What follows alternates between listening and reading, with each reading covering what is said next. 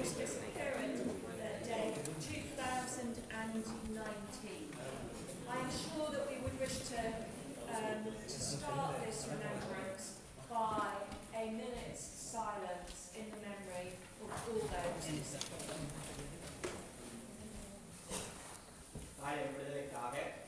தமிழீழ மாவீரர்களையும் அப்பாவிகளாக இனப்படுகொலை செய்யப்பட்ட மக்களையும் மாமனிதர்களையும் சிறு துளி அகவணக்கத்துடன் இந்த கூட்டத்தை ஆரம்பிப்போம்.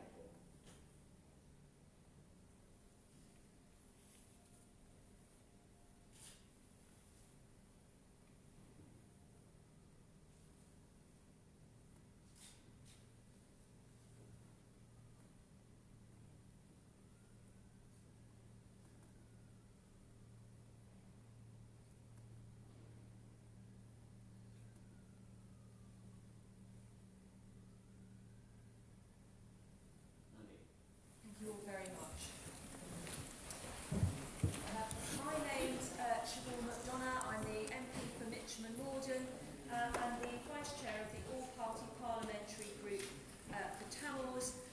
I'm also here with a colleague and a great friend of the Tamil community, Gareth Thomas, and I've seen Robert Evans. Robert, where are you? So are you still Surrey's only Labour councillor? I'm the leader of the group, yes. Okay, different. So there will be many friends arriving today, but as I'm sure you'll appreciate, the Parliament is quite febrile at the moment. There's lots going on, so people will be coming and going, and we do anticipate a vote at 7 o'clock. I think our first speaker is going to be Honourable Sokolingam Yogalingam MP on the Transitional Government for Tamil People.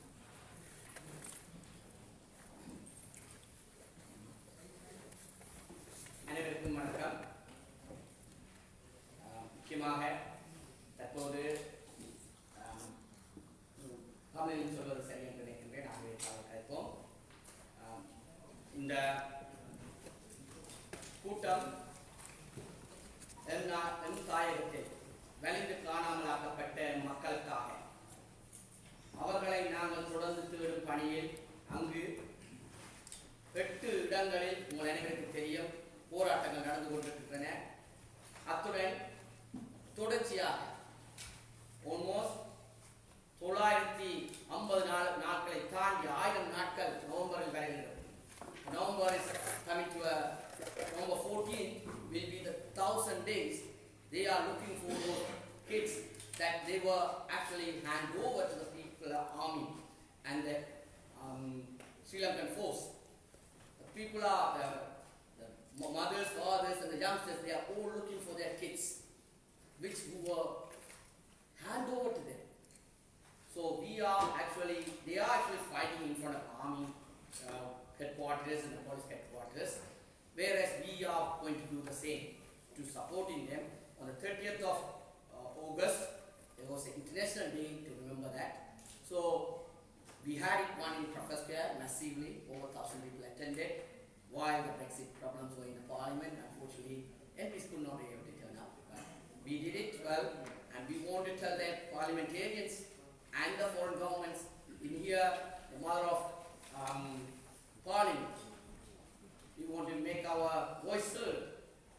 Therefore, we are here, and we are invited many people, obviously, at 5:30, the weekday, the working day, but still so many people turned up.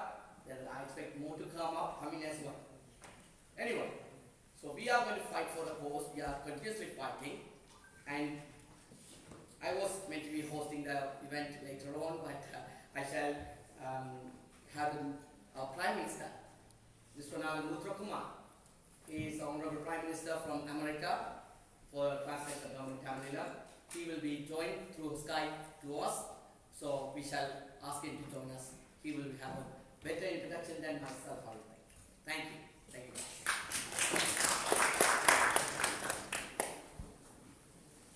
Thank you very much. And I understand that now we're going to hear from Honourable Vishwanathan Rudrakumaran, who is he's coming by Skype later, isn't he? Apologies.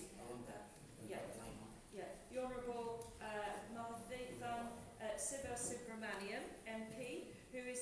Minister for Human Rights, Mass Atrocities and Prevention of Genocide from the TGTE.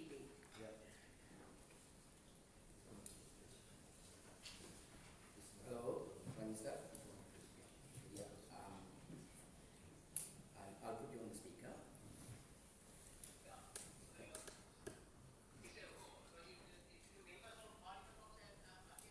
Yes, they are here. Chiffon Metanos and Gareth Thomas, even though there are voting taking place right now, but they are here on the question of us. You can speak up. Can I speak now? Please do. Yes, everybody's listening.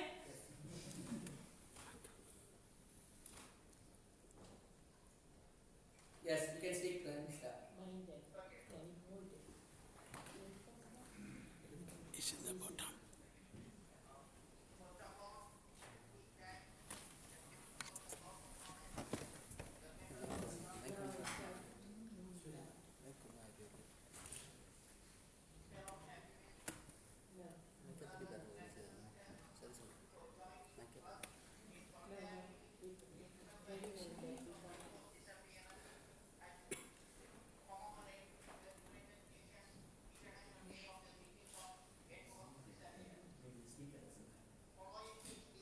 Sri Lanka in November 2015, UN Working Group on Enforcement and Involuntary Disappearance reported that at the world level, there is the largest number of enforced disappearance cases before the working group involved Sri Lanka.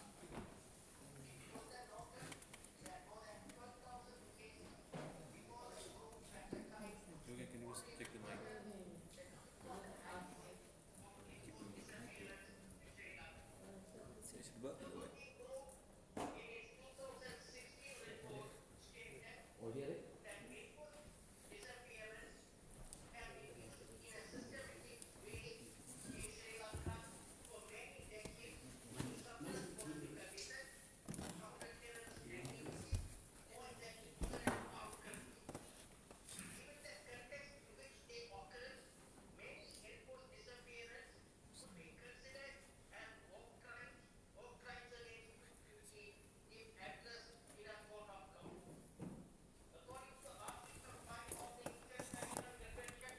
For the protection of all persons from enforced disappearance, widespread and systematic practice of enforced disappearance constitutes crime against humanity.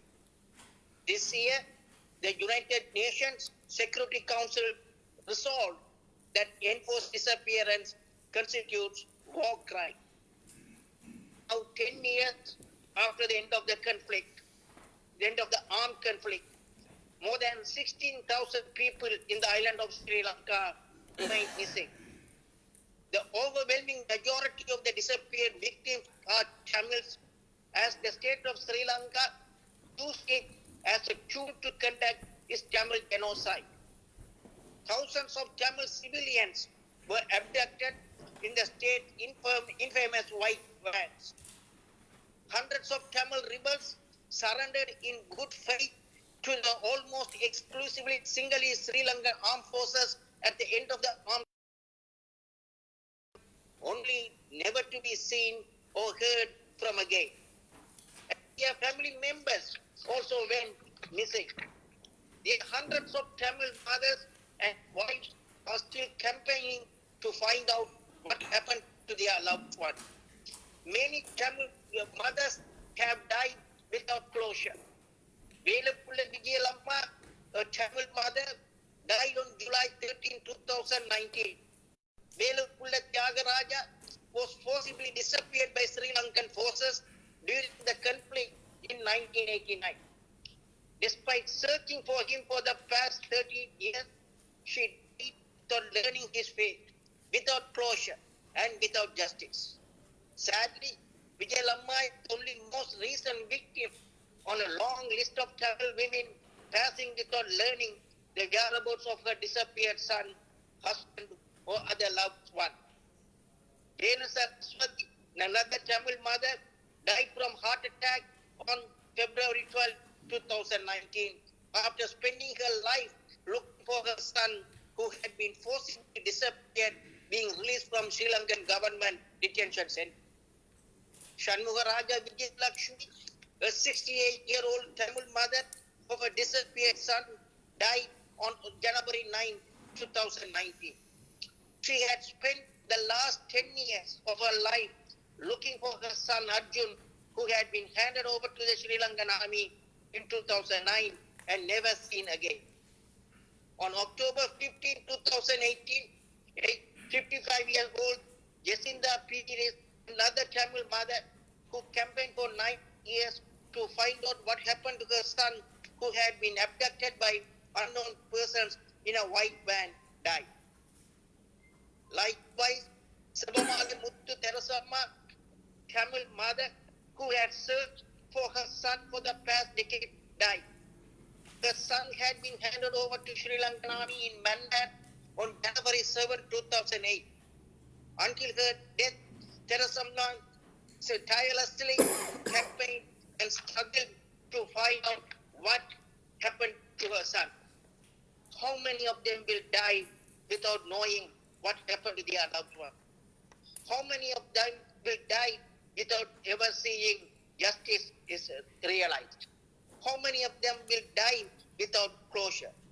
These are just some questions that the international community must ask itself. Why has the international community failed these grieving mothers and widows? In the 10 years since the end of the conflict, the first step towards the perpetrators accountable under international law have yet to be taken.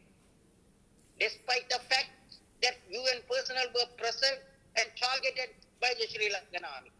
Despite the fact that the UN Secretary General called for accountability from the moment the conflict ended.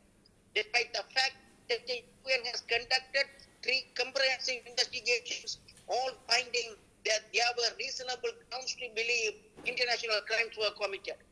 I note that reasonable grounds is the same standard upon which the International Criminal Court issues arrest warrants. Despite consistent findings by 2 human rights commissioners that Sri Lanka has yet to make any meaningful progress and is in fact incapable and unwilling to hold perpetrators accountable.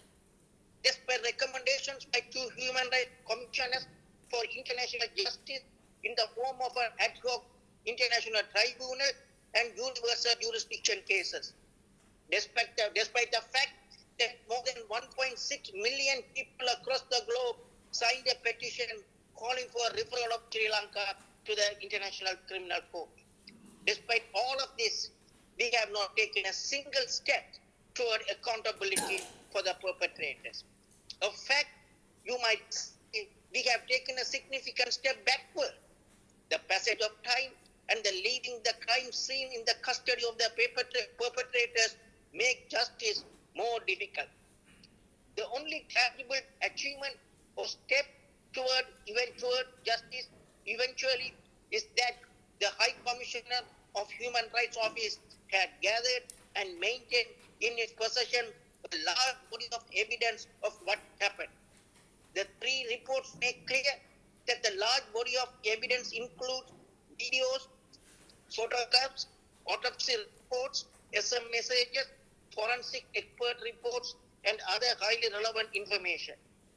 Information that not only would allow the families of victims to learn about the fate of their loved ones, but quite possibly circumstances under which loved ones may have been killed. I have been discussing our predicament with a professor, Professor Dermot Groom of Penn University here in the US. Professor Groom was a senior prosecutor for the United Nations for 12 years and led the prosecution against General Rado Mladic and of the Bosnia case against Slobodan Milosevic. He is also an expert in the right to know and the right to truth. These rights recognize the continued suffering of families who still do not know the fate of their loved ones. The right to know and the right to truth are established human rights held by families of victims of serious international crimes and violations. It gives those families the ability to assert their right to gain access to information about what happened to missing loved ones. In late March, the transnational government of Tamil Nadu commenced an initiative to help families exercise their right to know. This initiative is called the Victim-Driven International Justice.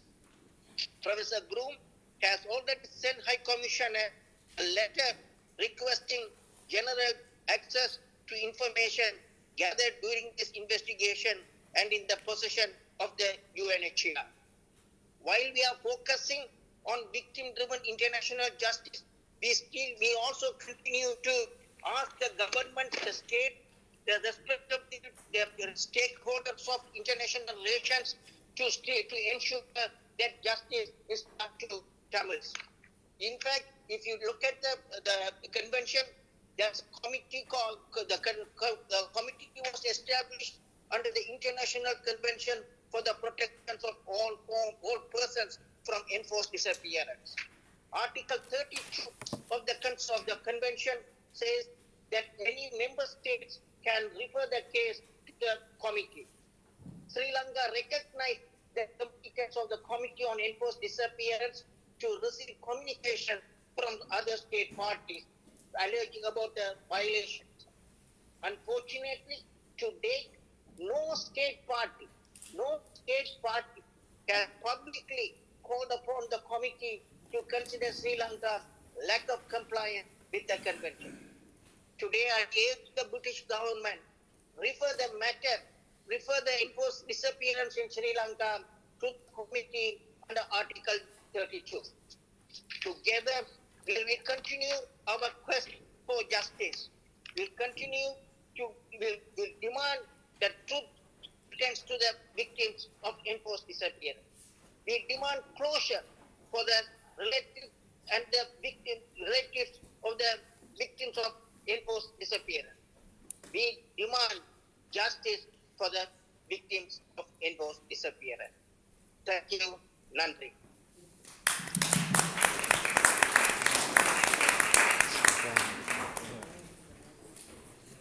Thank you, Mr. Rudras Kumaran. Did everybody hear? Yeah. Sorry about the. Now it's working. Yeah. Now it's working. Now when we. Nice timing. Yeah, we don't need it quite as much. So, are we? You going to speak next? Yeah. Mr. Siva Subramanian, Minister for Human Rights, Mass Atrocities and Prevention of Genocide. Thank you. நன்றி எல்லாருக்கும் வணக்கம் இந்த நிகழ்வு நடந்ததுக்கு யூகேல இருக்கிற members எல்லாருக்கும் நான் முதல் நன்றியை தெரிவித்துக் கொள்கிறேன் ருத்ரான்னு சொன்ன மாதிரி சில விஷயங்களை நான் இதில் என் ஸ்பீச்சில் இருந்து விட்ரோ பண்ணிக்கொண்டு ஓவராலாக ஒரு எங்களோட ஹியூமன் ரைட் மினிஸ்ட்ரியால் ஒரு ஸ்டேட்மெண்ட் ஒன்றை விடுறதுக்கு விரும்புகிறேன் இங்கிலீஷில் தான் அதை நான் வாசிக்க போகிறேன் நன்றி Like the rest of the international community, our community and especially the transnational government of Tamil Nadu has organized several events in the largest cities of many countries, like in the United States, Canada, the United Kingdom, France, Germany, Australia, and in Sri Lanka to commemorate the International Day of Disappeared. The meaning of the celebration of the International Day of the Disappeared is to draw an attention to the humanitarian issue connected to the phenomenon of disappearance of people. Indeed, it is an issue that causes a great deal of suffering to those affected and families who have lost someone in any situation. The international community recognizes the growing extent of the issue related to the disappeared people, reason why it was decided since August 30, 2010, to dedicate this day to the disappeared people everywhere in the world.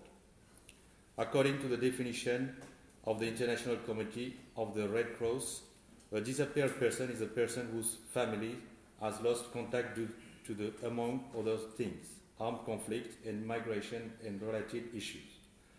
Besides, this day is an excellent opportunity for the Tamil community to strongly alert the international public opinion that many cases of disappeared people truly exist in Sri Lanka as well as in many other countries in the world. Since the end of the war, we still do not know what happened to our 146 brothers and sisters who were at the time present in the conflict zone. Amnesty International, is one of its publications, mentions this.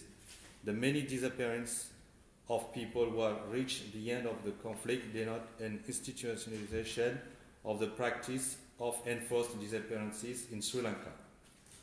Consistent with its investigations, Amnesty International on 18 May 2018 requests the government of Sri Lanka to provide information to the families of the disappeared by publishing a detailed list of those who surrendered to the armed forces during the final phase of the conflict, together with the information they secretly keep on the many disappeared people from the conflict.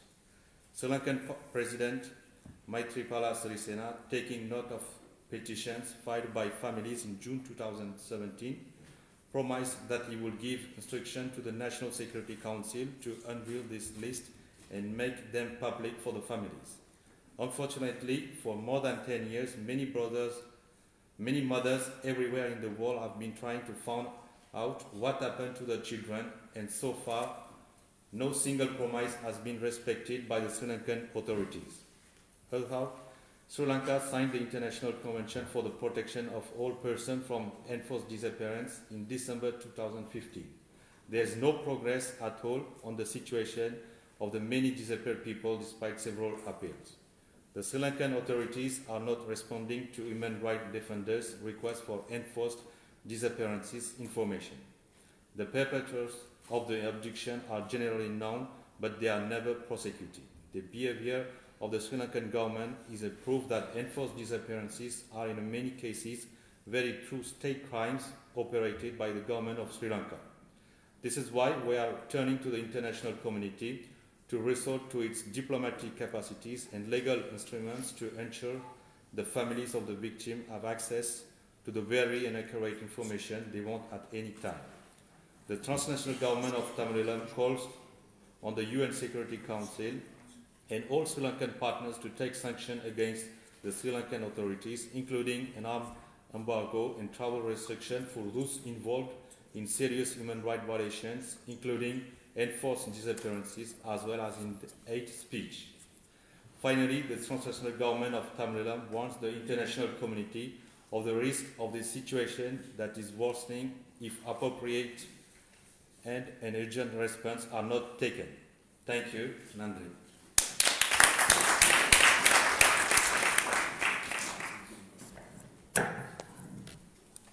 And now I'd like to ask Gareth Thomas to say a few words. Thanks, Siobhan. Wanakkam. I was going to follow Mr. Yogi and speak in Tamil. Those of you from Harrow, and I know there are some the best of you in the room are from Harrow, know that I'm fluent in Tamil, but just so that Siobhan can keep check on what I'm saying, I'm going to speak in English if that's okay with you all. Genuinely, it feels a privilege to come and mark the International Enforced Disappeared Day with you. And I say that because in the 20 years that I've been a Member of Parliament, I have had a very large Tamil community living in my constituency. And over that period, at different points, families have come to see me, often about their own immigration cases. And when you talk to them about the preparations for their immigration case, you often ask them to prepare a family tree and to explain where members of their family live, currently resident, in order to give confidence to the Home Office that the application has merit. And I remember many cases where people explained that a family member was missing. They'd been taken away in a white van, perhaps, and hadn't been seen again. I can think of someone in the room, in this room here, who's came to see me with a constituent whose father hadn't disappeared. He'd been shot by the army, and she showed me the picture. I can think of constituents who come to see me and taken off the shirts off their back and shown me where they've been tortured. And that's the story, I'm afraid, of Sri Lanka over quite a long period of large-scale human rights abuses being committed by the let's call it agents of the Sri Lankan government, be they the paramilitaries or by the police or by the military. And then there have been the mass disappearances, in particular at the end of the conflict in 2009, and the huge numbers of people, as you've heard from the Prime Minister and from the Minister, of people who surrendered and who've never been seen again. We all suspect we know what happened because of the Channel 4 documentary and other evidence that has come to light. And it is a particular outrage, it seems to me still, that despite all the pressure that there's been from through the United Nations, that there has still not been any serious attempt by the Sri Lankan government to bring to justice the perpetrators of those individual abuses and that genocide, that large-scale, shocking abuse. And if you, as I do, want to see reconciliation on the island of Sri Lanka, whatever decisions are taken about its future, but between the peoples, you cannot hope to have reconciliation until people feel a sense of justice, until they know what has happened to their loved ones, until they have closure and can begin to move on. And if we are to maintain our sense of humanity as people who live a long way away from Sri Lanka now, albeit in many of your cases with very, very strong links back to the island of Sri Lanka, it seems to me we here in this Parliament still, with very close links and a very close history with Sri Lanka, still have a responsibility to keep this issue in the public domain, being talked about with Foreign Office questions, being talked about with the Prime Minister of the UK, whoever that should be, to keep the pressure up on the government of Sri Lanka and continue to pressurise the UN, however difficult it is, to keep the pressure up too on the government of Sri Lanka. And so, you know, I pledge to you to again, as I know, and I know I speak for Siobhan too, that we will not let this matter drop. We will continue to argue that Britain should be in the forefront of demanding justice in Sri Lanka, should be demanding that the Sri Lankan government take steps. And however difficult that may be for the Foreign Office to accept, we will continue to try and push them to move and to put genuine pressure on the Sri Lankan government. I think of my constituents, many of my constituents still worried, still hoping against hope that loved ones are still alive. And I think I have a responsibility as their Member of Parliament to continue to push for them. And I know many other Members of Parliament who have spoken up on Sri Lanka, people like West Streety, people like Joan Ryan, people like Stella Creasy feel the same way. And although I suspect many of them won't be able to be here tonight because of the votes we have in Parliament today, with them, I promise you, we will continue to fight your corner and the corner of those who can't be here as we would wish them to be.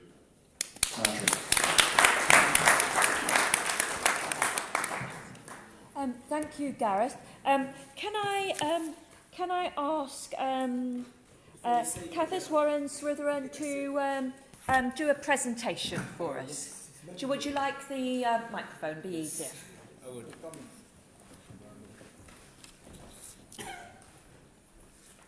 Sorry.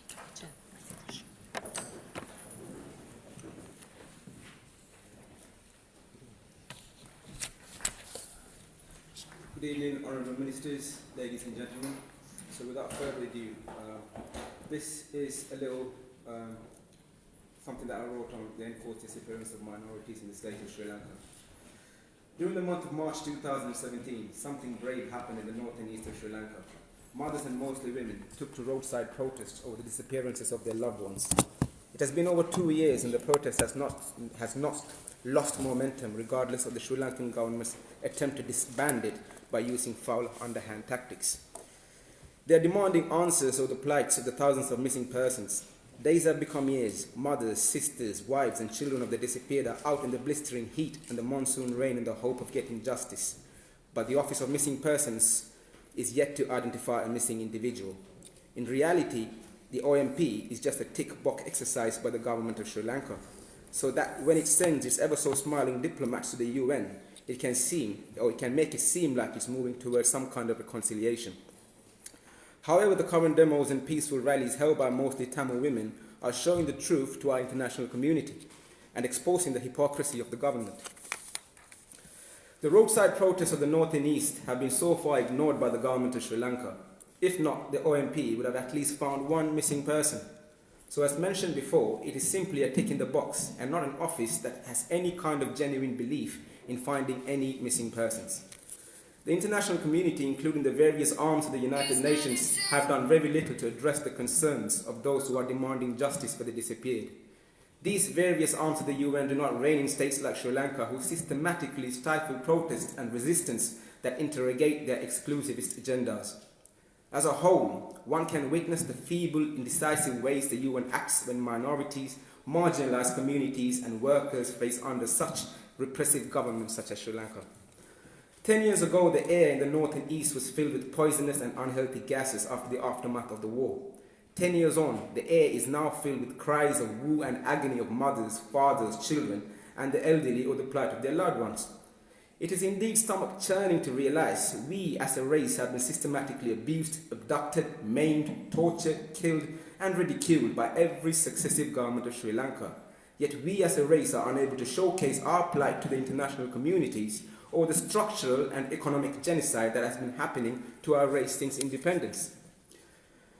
Lastly, I would like to state, over 2 years it has been since the birth of the roadside protests taken up by the brave women of the north and east of Sri Lanka.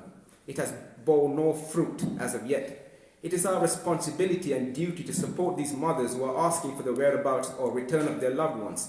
Where are the disappeared should be the question every Sri Lankan politician should ask him or herself. To do that, our pressure from the international community should switch to top gear.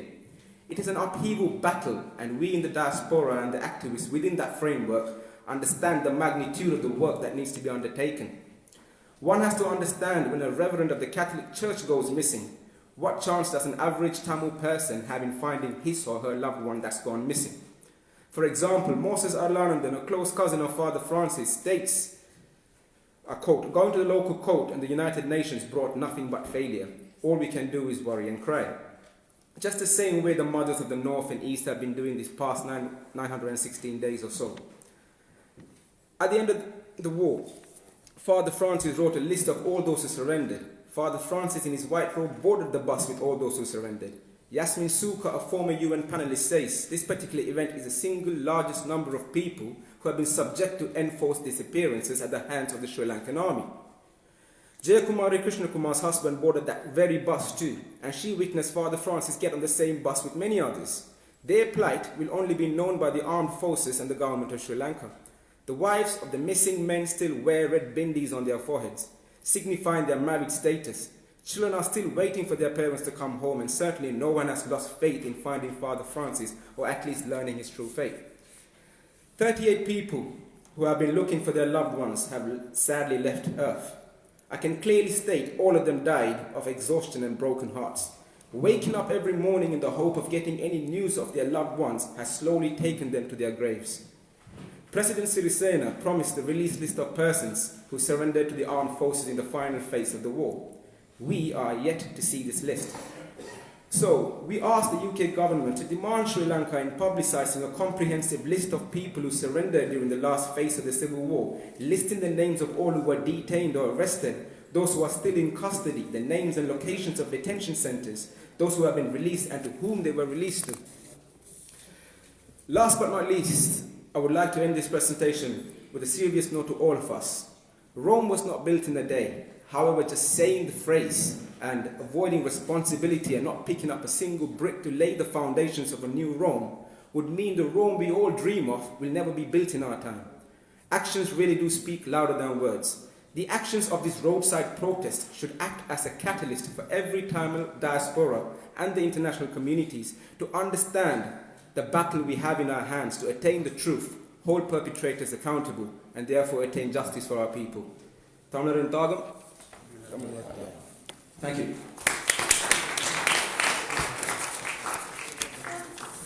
We're now going to receive a testimonial from 5 family members of a disappeared Tamil person. Can I ask Balakuma Dishnan, Ravindran Periyathambi to come to the platform?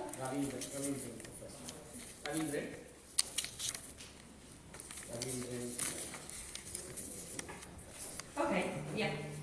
Ravindran's coming first.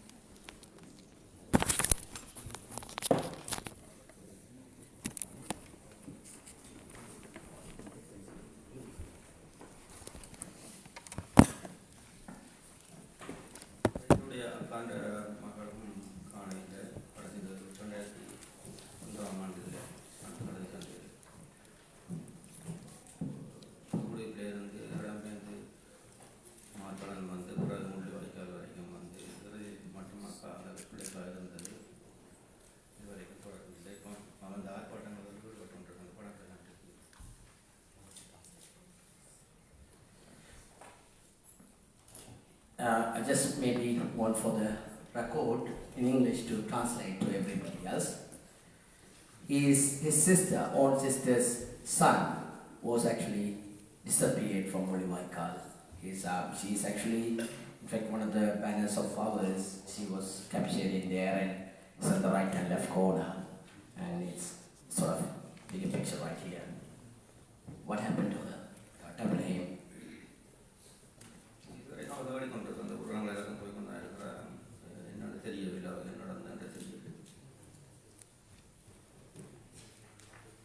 Her mom is still going in with other women and the fathers to looking for her son, and still no answers found.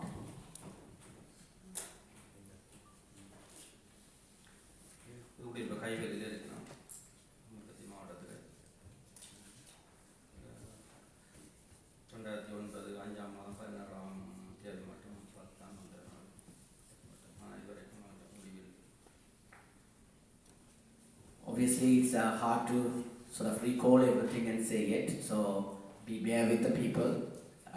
It's an emotional time too. So, it was at Puthukudi in 2009, and they are still looking for their kids. This is nothing but the two stories and word of the people. So this is exactly what happening in Sri Lanka. That his sister's son. Thank you. Thank you. The next person is Balakumar Dineshan. Yes.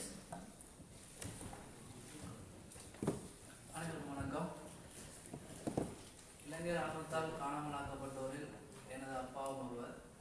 எனது அப்பா 2006ஆம் ஆண்டு 11ஆம் மாதம் இளைஞர் ஆர்வத்தால் சந்தேகத்தின் பேரில் திருவண்ணாமலையில் வைத்து கைது செய்யப்பட்டார். பின்பு அவரை திருவண்ணாமலை போலீஸ் நிலையத்தில் 2 நாட்கள் வைத்து விசாரித்தனர். பின்னர் 3 மாத காலம் அவரை சிஐடி கொழும்புல வச்சு விசாரித்தது. பிறகு அவரை கொழும்பு வெளிக்கட மகஜின் சிறைச்சாலைக்கு மாட்டினாங்க.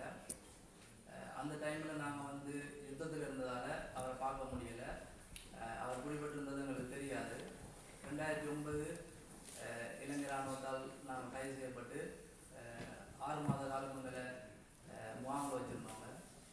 அதுக்கு பிறகு நாங்கள் வெளியில் வந்து அப்பா போய் பார்க்குறதுக்கு போனாங்க, ஜெயிலுக்கு போனாங்க பார்க்குறதுக்கு. அப்போ அந்த சந்தர்ப்பத்தில் அப்பா ஜெயிலில் இருந்தவர் போய் பார்க்கும்போது அவர் சொன்ன இனிமேல் எங்களை பார்க்க வராதுங்க. அப்போ அவரை பார்த்துட்டு நான் வந்துட்டேன்.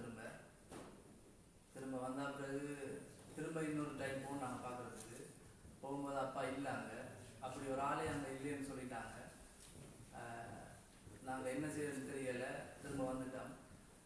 திரும்ப அப்பாவுக்காக திரும்ப போலீஸ் நிலையத்தில் போய் எழுதி போட போனாங்க. சரி நாங்கள் தேடி பார்க்குறோம்னு சொல்லிட்டு விட்டுட்டாங்க. அதுக்கு பிறகு திரும்ப எங்களை தேடி வந்தவங்க வந்த பிறகு வந்து விசாரித்தவங்க. அதுக்கு நாங்கள் அங்கே இருக்கலை, திரும்ப நாங்கள் வண்டிக்கே போயிட்டோம். So much story or so much thing he said it. I hope I remember everything to repeat in English. Basically, his father was enforced disappeared. His father was in Trincomalee, and they were actually in Bangi, and he was actually arrested in suspicion of supporting freedom fighters, and that was in 2017, was it? 2006, and they were from Bangi, moved to where? When you moved? Yes, they were arrested by the army, the family, and they were moved to a camp as well. Then they actually went to see the dad. He was in the camp. When they were released from their camp, they went to see the in prison, and he was there. And the father said, "Don't bother coming to see me, otherwise they might sort of disappear as well."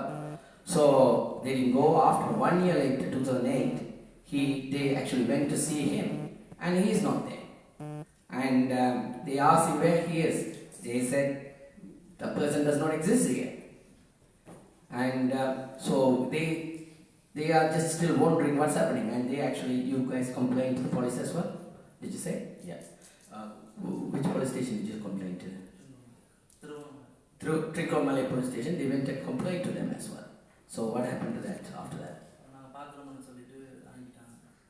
They said they will look for it, but still no answers. So this is sadly the son of one of the father who actually don't know what's happened to the father. And I'm sure his mom is more worried than him, and just knowing it, is he still alive or not. So this is one of the other cases that sadly is happening in Sri Lanka. This is one of those cases, but many like this. It's not just a storylines, it's a real lifeline. So I hope we will find the people that their fathers and mothers who actually lost them, we will find them soon enough. Thank you, Tabi. Next person. I've got about 3-4 people. If anybody else also want to say, maybe you guys raise their hands and let me know, but it should have some proofs as well. We would like to see some proofs so that nobody says that this is just a mere stories. So,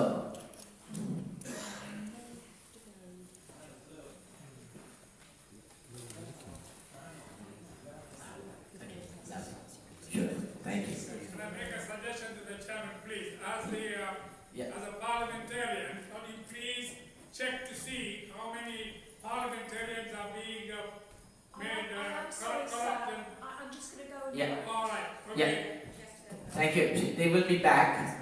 Apparently, right now, there are voting taking place inside the parliament, and that's very crucial voting. Do or die business happening there. So they all want to be there, and their voice must be heard. So they're running, but they will be back. They are promising. So hopefully they will be back. Meantime, I shall call the next person as well. Trivendram Tatsuga Babu.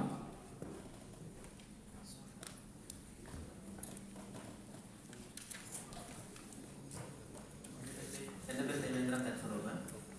ഞാൻ ദേവേന്ദ്രൻ പ്രദീപൻ. അത് வந்து 2017 ஆண்டு 2007 ஆண்டு 4 மாதம் 27 army arrest பண்ணது. வந்துட்டு எங்களோட அப்பா பார்த்தவர் வேறு 2-3 பேர் பார்த்தவர். நாங்கள் பார்த்துட்டு அவன்கிட்ட கேமராவில் கேட்க நாங்கள் படிக்கிறேன்னு சொல்லியிருந்தோம். அப்புறம் நாங்கள் போலீஸ் ஸ்டேஷனில் போய் கேஸை போட்டுனாங்க. யாழ்ப்பாணம் நீதிமன்றத்தில் வழக்கு நடந்தது. திருமதி சாந்தாமா தான் வழக்காக இதாக இருந்தவா. கேஸ்லேயும் அவங்க வந்து தேர்வுன்னு சொல்லி அப்புறம் அது வரைக்கும் கேட்கல. நாங்கள் கோர்ட்ஸில் வழக்கு நடந்தோன்னு கேட்க அவரை போலீஸ் பிக்கப்பில் கட்டினாங்க. ஆனால் போலீஸில் அவங்க போலீஸில் கடைசி இது வந்து அவங்க சொல்லிட்டாங்க தாங்க பிடிக்கவே இல்லை. அவங்க பிடிக்கல அவரை ஆணை சொல்லிட்டு ஆர்மி கமாண்டர்ஸ் எல்லாத்தையும் கூப்பிட்டு வச்சு வழக்கிச்சது நாங்கள். அதுக்கு பிறகு அவங்க சொல்லிட்டாங்க அவங்க இது வந்து தாங்கள் பிடிக்கலைன்னு சொல்லிட்டாங்க. பண்ட வரைக்கும் வழக்கு அவங்க நிலையில் இருக்குது. இது வரைக்கும் உங்களுக்கு நடந்தாலும் தெரியாது.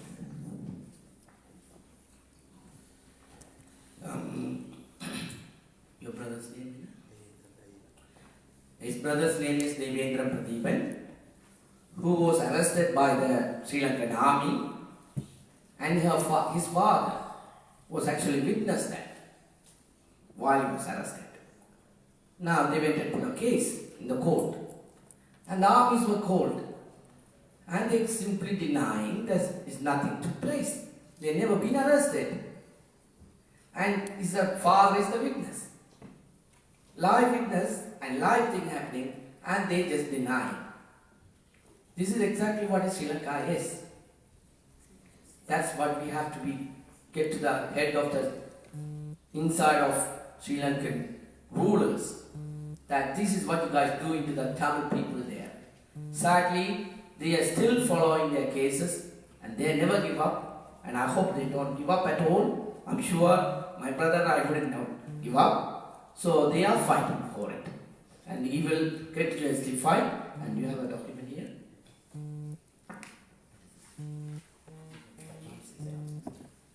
Okay, he have a file case from Sri Lanka. The old case is right here from the Sri Lankan court as well to prove it. If somebody want to have a read about it later, even though it's personal. Thank you so much. Anything else you want to say? Thank you. All the best. Thank you. Thank you. Anyone else who want to?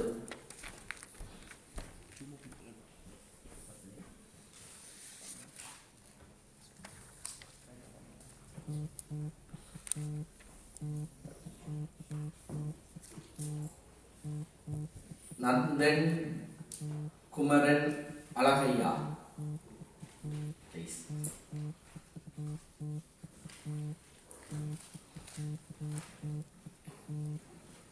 வணக்கம். இந்த குடும்பத்தில் வந்து இதுவரைக்கும் 3 பேர் இராணுவத்தால் கடத்தி காணாமலாக்கப்பட்டிருக்கணும். அதுலேயும் வந்து என்னுடைய தம்பி வந்து 96ஆம் ஆண்டு 6ஆம் மாதம் இராணுவத்தால் கடத்தி காணாமலாக்கப்பட்டவர்.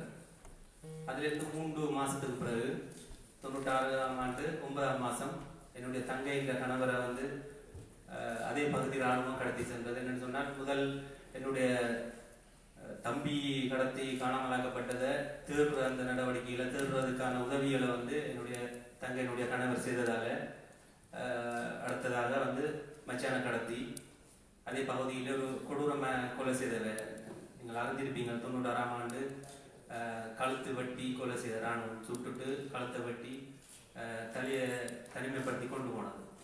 அதுக்கான ஆவணங்களோட என்கிட்ட இருக்குது. அப்போ அதுக்கு பிறகு இப்போ 2006ஆம் ஆண்டும் இன்னொரு மைத்துனர் கடத்தி இராணுவத்தால் கடத்தப்பட்டிருக்கிறார்.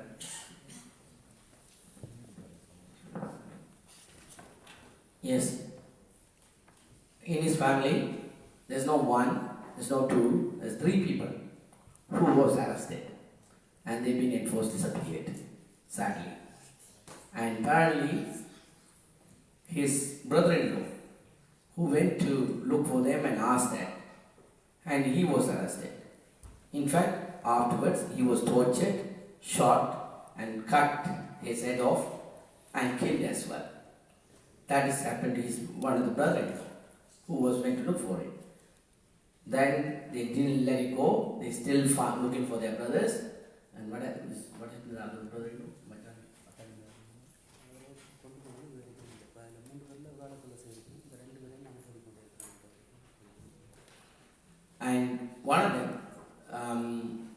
still they are looking for those two of them.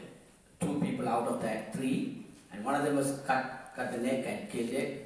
And even though that first two of them arrested and the third one went to look for it, then he was got killed. And the other two are still in missing, and they are still looking for him. இந்த கிளிநொச்சி பகுதியில் நடந்து இப்போ தொடர்ந்து கொண்டிருக்கின்ற அந்த காணாமலாக்கப்பட்டவர்களுக்கான அந்த உறவுகள் தீர்ற அந்த இடத்துல என்னுடைய பெரியம்மா இருந்த இந்த இறந்த ஆக்களுக்குள்ளே அந்த எங்களோட பெரியம்மா மடங்குறா. அப்போ நான் இதில் இதே இடத்துல வந்து 2017ஆம் ஆண்டு அம்பியாக்கிட்ட நான் இதில் சாட்சியத்தை கொடுத்துருந்தேன். அப்போ அந்த சாட்சியத்தை நான் அழிச்ச நேரத்தில் பெரியம்மா அங்கே உணவகத்தில் இருந்தவர். அப்போ நான் பெரியம்மாவுக்கு தெரியப்பட்டிருந்தேன். நான் இங்கே பிரித்தானியாவில் வந்து பாராளுமன்றத்தில் தம்பியின் விவரங்களை கொடுத்துருக்குறேன், நீங்கள் யோசிக்காதீங்க, இதுக்கான முடிவு எதுவும் பெறும் என்று சொல்லி அவள் காவல் படுத்தியிருந்தேன். அதுக்கு பிறகு தான் அவள் இறந்தவர். இப்போ அந்த பணியை கூட நான் தான் செய்ய வேண்டியிருக்குது. இந்த வேறு அமைப்புகள்கிட்டையும் அந்த விவரங்களை கொடுத்துருக்குறேன். இந்த முடிவை நாங்கள் எதிர்பார்த்து இருக்கிறேன். Apparently, as you know, there are over hundreds of mothers and fathers are looking for the kids and sitting in front of the police station, armed quarters, camped there. Where are our kids? We hand over to you. They are still looking for it over almost 1,000 days. Now, his mother was there. Your mother was? Perima. Perima is his mother's elder sister. Her son was missing as well. And she was sitting with other women, and unfortunately she was one of those ladies that passed away. It's almost 50 women who actually looking for those kids are passed away by looking for them. It's like witness is lost by witness. So it's end up having nobody. This is systematic genocide, in other words. So he actually in 2017 we have ICPPG, and apparently Ambihais, who is here, will be in the panel of people in discussion as well. And she will explain more deeper about this, I'm sure.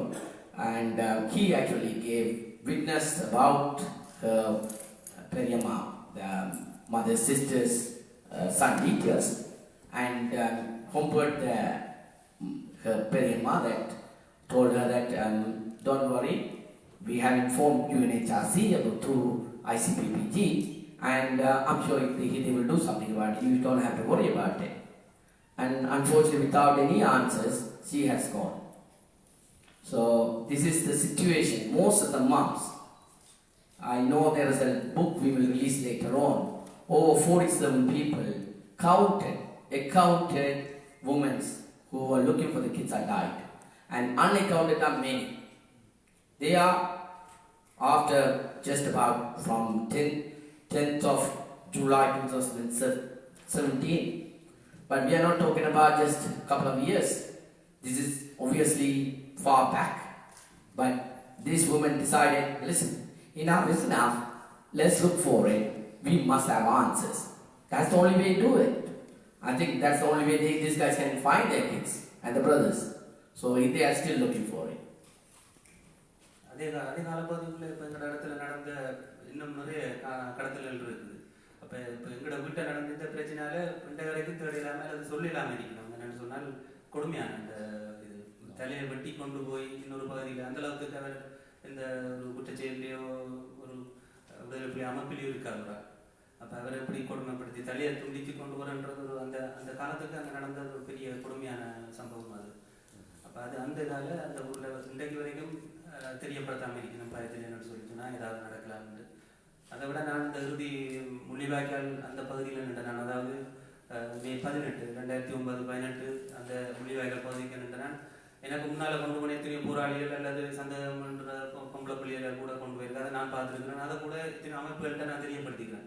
இங்கே மட்டும் இல்லை, எங்கே நான் போயிருக்கிறேன். இதை விட ஒரு அமைப்புகளை சொல்லியிருக்கிறேன். அதை விட சொல்லவும் நான் தயாராக இருக்கிறேன். அண்ட் எத்தனையோ பேர் இப்படி போராடி கொண்டிருந்த காலத்தில், தேடிக்கொண்டிருந்த காலத்தில் இறந்து மறைந்து போனாக்களை அவையில் சார்பாக நான் இந்த நாட்டில் உரிமையாக கேட்குறோம். எங்களோட நாட்டை ஆண்டவைகள் இந்த நாட்டில் நாங்கள் உரிமையாக கேட்குறோம். இதை சம்பந்தப்பட்டாக்களுக்கு நீங்கள் தெரியப்படுத்துவீங்கன்னு நான் எதிர்பார்க்குறேன். நன்றி. In his place, what he said was in his place that he's one of the brother-in-law who was beheaded. So it was a message was sent to the people, don't open your mouth. And there are many people who doesn't want to say what happened to their families. They are kept it quiet. And they are. There are many people, many unknown, unspoken stories or unspoken truth not coming out. Because they think they might disappear as well. So, but brave guys like this, I think we all have to be brave. It's not just a matter of listen and talk or whatever. It's not a talk show. It's a brave thing to do, to come out like this and speak out. It's a guts. You must have a guts. I wouldn't doubt for a second. You better have a guts and you better do it, because I think I will definitely do it. Because I will go against any army commander or any Sri Lankan government as well. Because we have to. We don't have a choice, do we? So these guys are brave enough to fighting for it and coming out and saying this, and he even saying, I will go anywhere, any organization, and I will raise my voice and tell them to find it, right? That's what you say. So it's the exact word of his, not mine, but that's exactly what he's saying. I will go to any organization, anywhere. Even, I'm sure if I have a chance, I will take him to UN and speak out in front of the UN people as well, Human Rights Council. So, well then, you are brave enough. Thank you. Thank you. Anyone else who wants to talk, please feel free to put your hands up, because it's a chosen people or anything. We were asked them who want to speak first, because that's not everybody likes to speak. But please put your hands up, and by all means, we'll give you 2 to 3 minutes. But what exactly happened to your family, in yours, so that it's come from your heart. One more I wrote. One more. Yeah.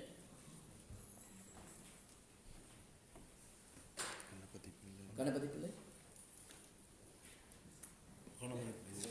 Yes. Ganapati Pillai, Karthi Haran. Please.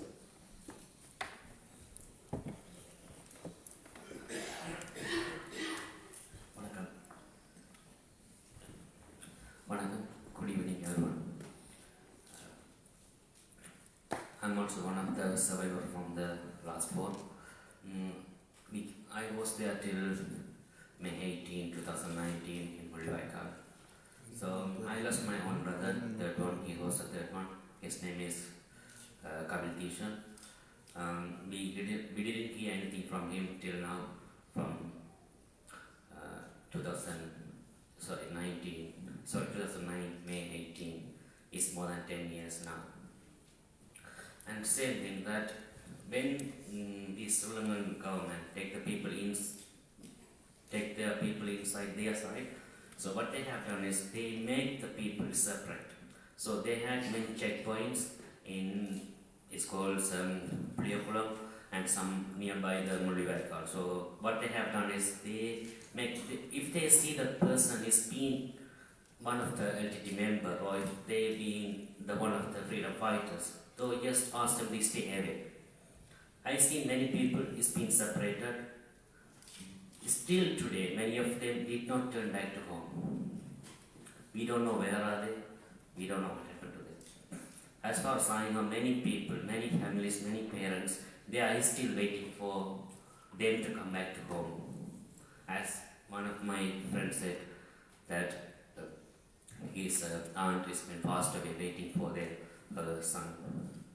So it is the another side of the continuous part of the genocide. I can see that they are destroying all the witnesses what is developed. So waiting them they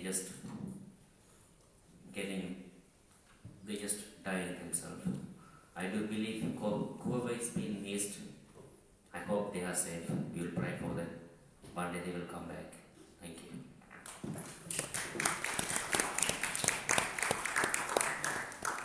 Thank you, Karen. He's been here 10 years and he's learned the English as well, which is very good. Well done. And he is actually one of the guy from the battlefield.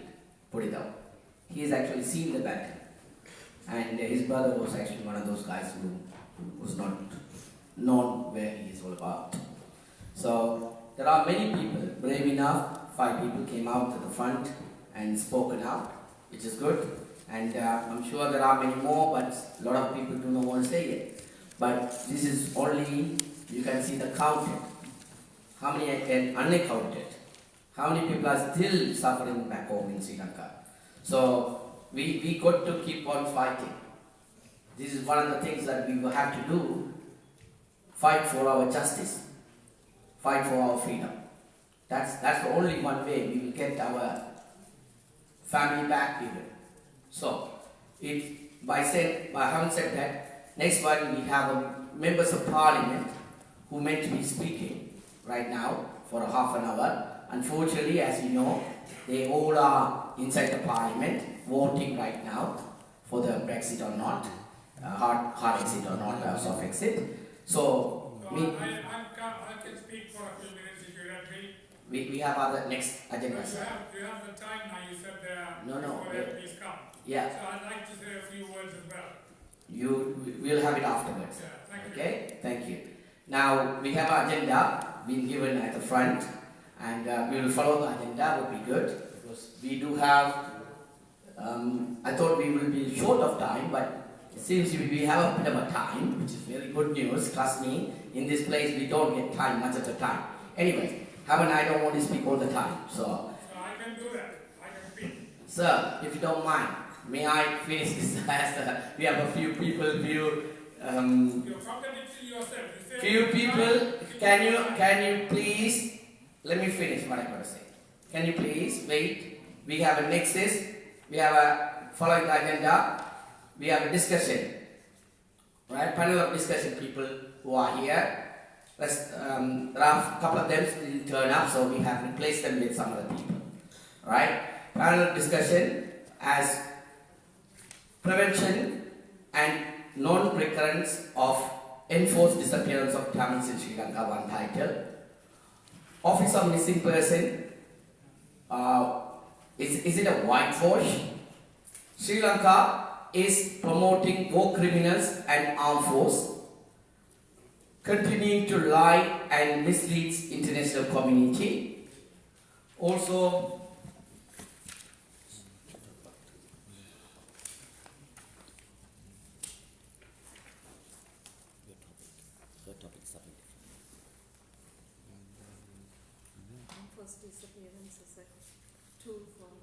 enforced disappearance, is it a tool for instrument for Tamil genocide by Ambile Jeevaratnam later on? So I shall call the panel discussion right here, right now. Those panel people, the first person would be continue to lie and misleads international community by Miss Sivani Jairaj, a barrister. Could you please come forward, please? Enforced disappearance of Tamils in Sri Lanka, is it continuing? By Patrick Lewis, barrister. Please come forward, please.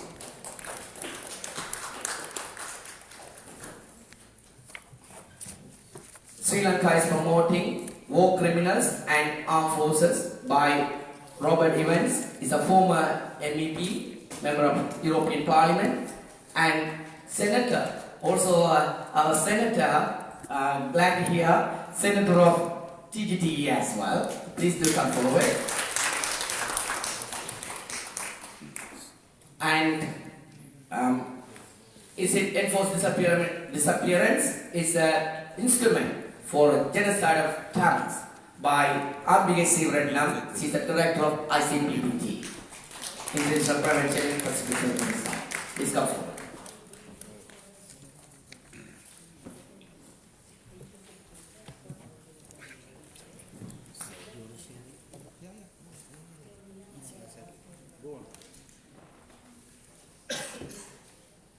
Okay, thank you guys for coming in to give your speech. So I shall start with Shivani Jairaj, barrister. Thank you. it's just been such a long time. 2nd of January 2006, the Sri Lanka's SDF killed 5 Tamil students on the beach in Trinco. They were all about 20 years.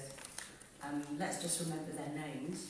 Manoharan Rajiha, Yogaraja Hemachandra, Logitaraja Rohan, Thangatharai Sivananda, Shanmugaraja Gajendra. And it is one of the most famous cases that we all know, because 13 years later, no one has been convicted for these crimes.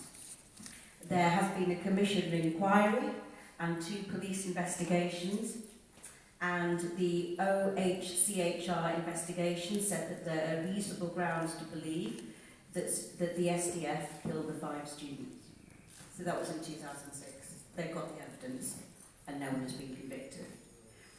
Sri Lanka doesn't want to convict them.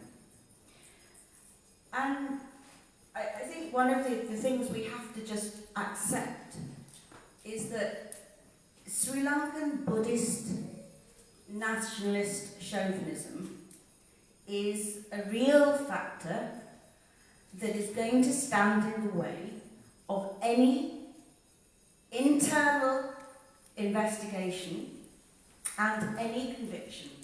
So when Sirisena was addressing the UN General Assembly, he said, rejecting the UN Human Rights Council in 2015, he said he promised to push for the acquittal of Sri Lanka from charges of war crimes committed against Tamils and vowed to protect the hard-earned dignity of Sri Lankan soldiers.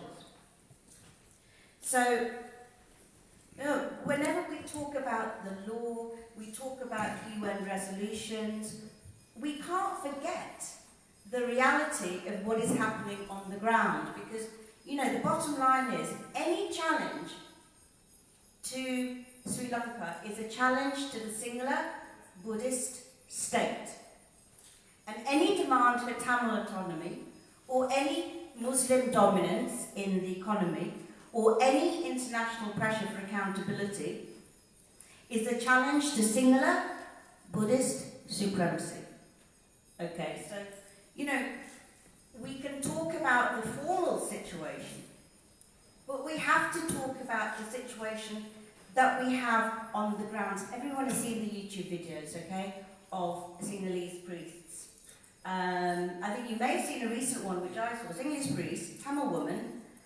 They thought she had some faces of Buddha on her sari. I don't know if anyone saw that video.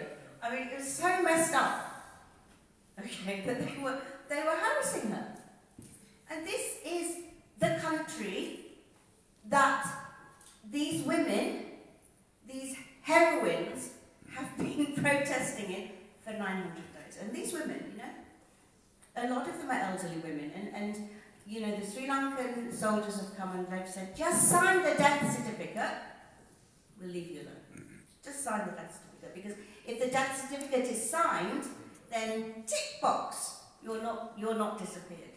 But these women, because they're Tamil women, you know, we are a martial race.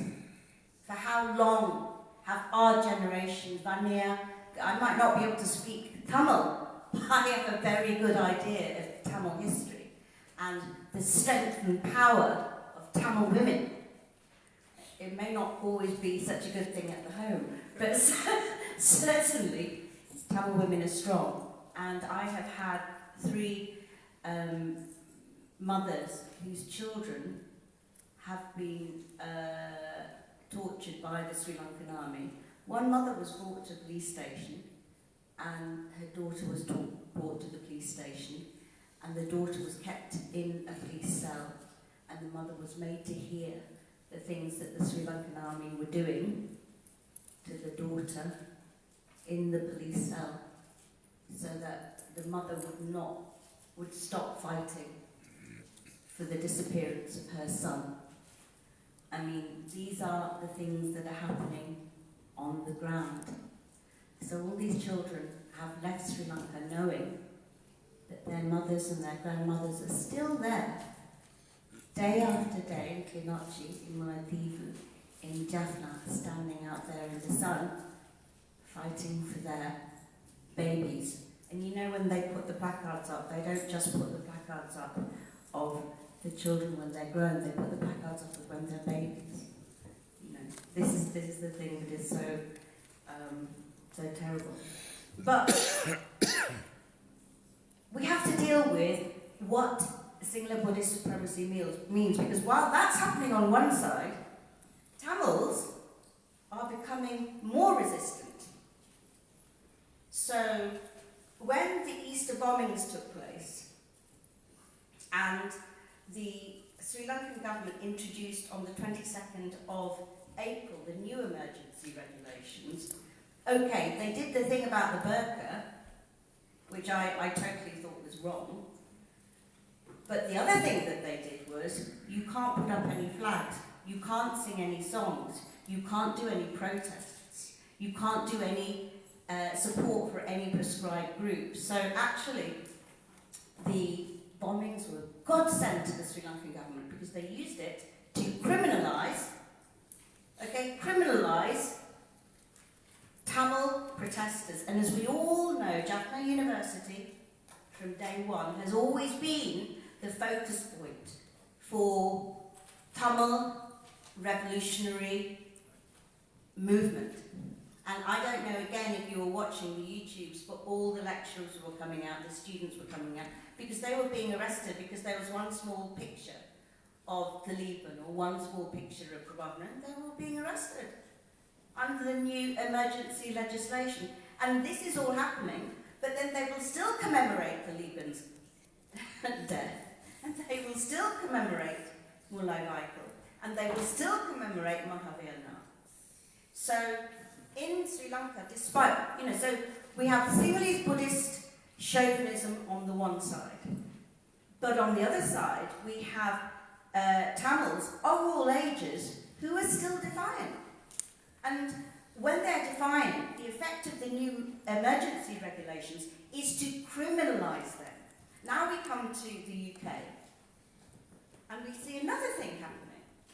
And, so we have Yogiana, we have Oxford, we have a total setup where an agent of the Sri Lankan High Commission has identified some of the protesters as holding prescribed materials, which was the Tamil flag. The Tamil flag, the tiger that goes back to Chola, Devania, okay, which anybody who is a patriot would know.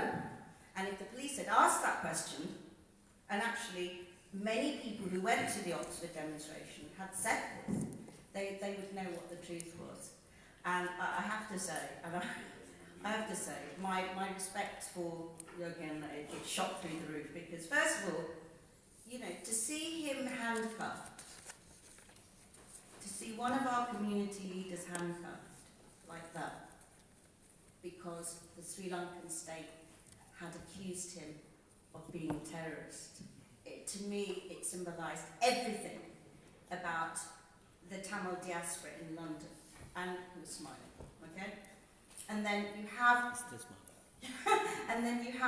all of the investigations. But I thought that, and then at the end, I thought there is one thing that this encapsulates Tamil so much. So what happened was, at the end, everyone was released from the police station, and I don't know if everyone saw this picture, but it was a picture of a really big flag. It wasn't a little flag, it was a ginormous flag.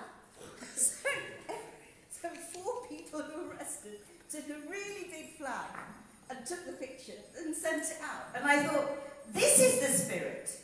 This is the spirit of the Tamil diaspora. This is the spirit of those who are resisting in the north. I have been to the UNHRC year after year. The first year I went, I was so optimistic, I was so naive, and I thought, I will go and lobby all of these people and they'll see the truth. And then, as the years went on, I realised it was total rubbish. But what was significant is that one of the quite high-level diplomats, he said to me, Shivani, we're not really going to get anywhere. What you people should do you should go for universal jurisdiction. You should go for private prosecution. Okay, so he's basically saying what the UN know, which is we're not going to do anything. It's never going to happen. Okay, you are the ones who should do it. And you know, funnily enough, we did, because then Brigadier Fernando comes in, and no one knew he was going to do this. It was Independence Day. He must have had a bit of whiskey, you know, and all the other officers must have had a bit of whiskey, and they came out.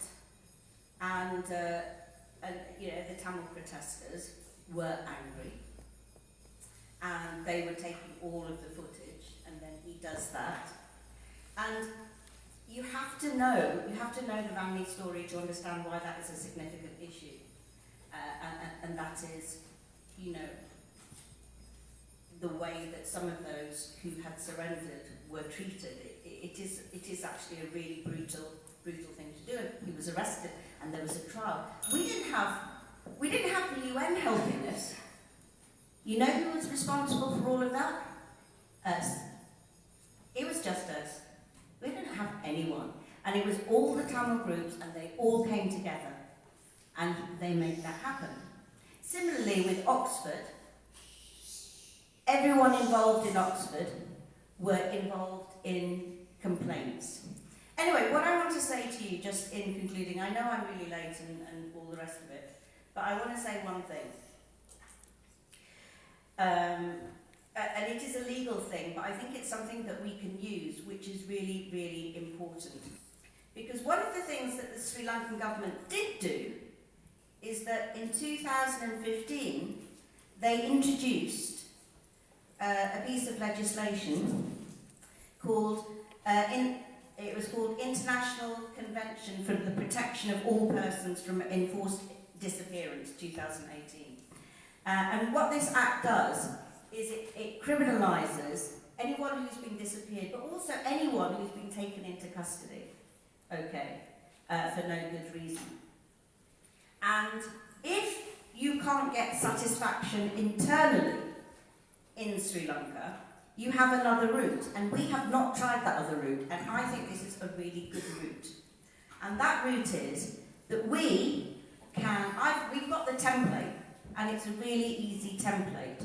You can apply under Article 31 and make a submission to the Committee on Enforced Disappearances, and they've got a lovely, I'm just going to really try and open it out on my pro forma.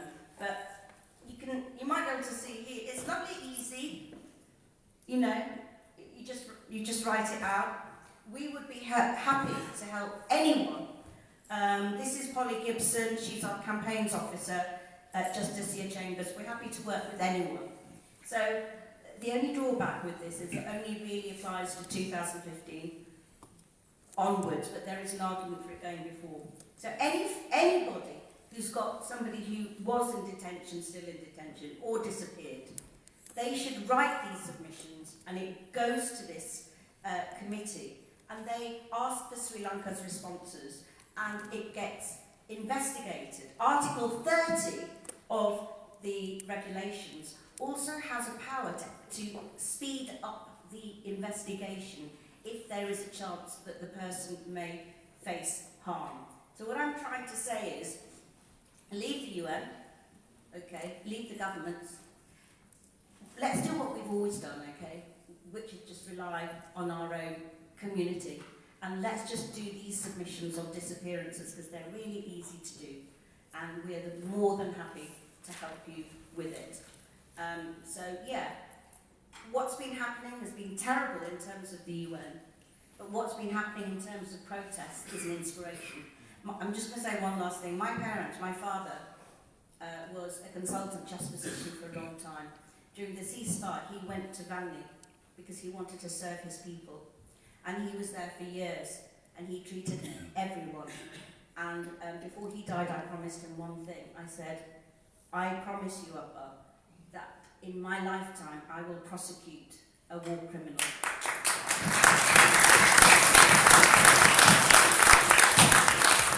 And I will have him convicted.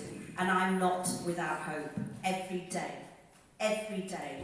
I think, how am I going to make that promise to my father, who was a real Tamil patriot?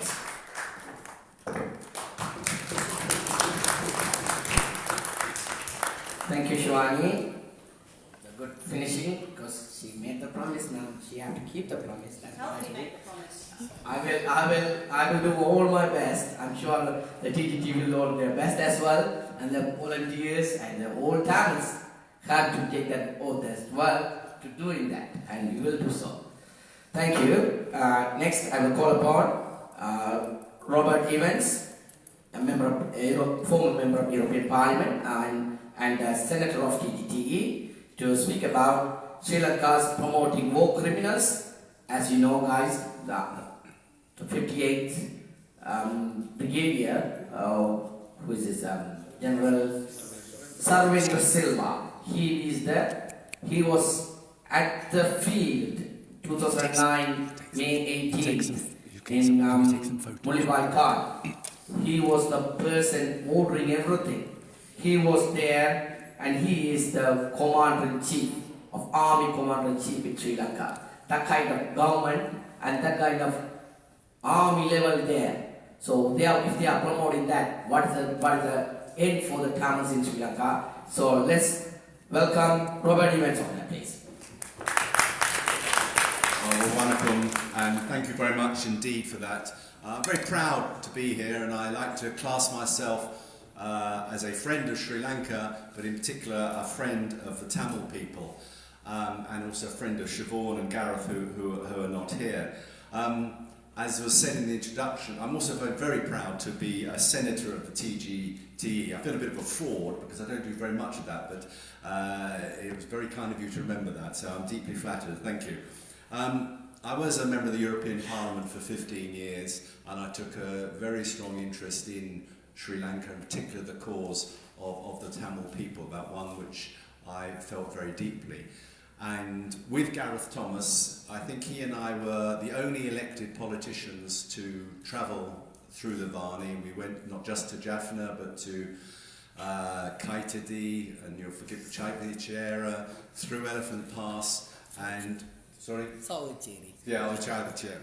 And we stayed in Kilinochchi as guests of SP Tamil Selvan, who was a friend of mine, and I was very, very sad, obviously, when he was killed.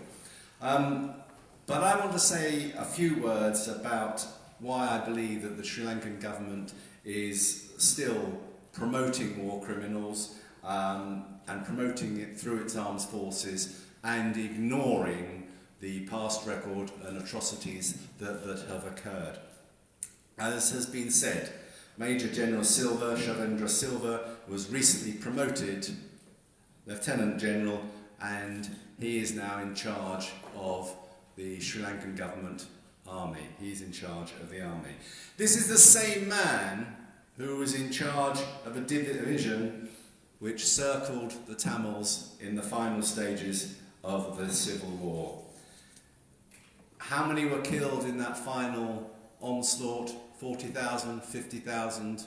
I'm not sure. You may know better than me. But of course, we know that they were told they were moving onto the beach, eventually to the beach, but to a safe area, a safe zone, a no-fire zone, and then they were massacred, shelled. And who was in charge of that 58th Division? Shavendra Silva, who's now been promoted. No one could defend that.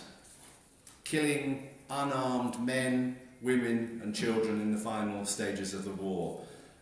He's a man who faces charges also, I believe, of systematic torture, executing people who he thought were members of the Tamil Tigers, people who were there trying to surrender. And this is the man who's now in charge of the Sri Lankan army. You couldn't make it up if you were looking at some of the worst atrocities in the history of the world. In January this year, the International Truth and Justice Project published, and some of you may have seen it, a lengthy, I think it was over 100 pages, an investigation with evidence that suggested that this same man should be charged with war crimes and crimes against humanity. But has he been charged? No, he's been promoted. To my mind, this appointment makes a mockery of investigations into war crimes and abuses. The President Sirasenda, should hang his head in shame. The government is rewarding people, and this person in particular, a person facing or should be facing accusations of war crimes, and he's rewarding him. And what message does this send to the victims? And we're here commemorating victims. What message does it send when a man who has, I say, responsibility, well, at least he's got to answer those cases, is being rewarded and put in charge of the army? And it's a sadness to me that the United Nations has for years stood by and done little about the Tamil situation.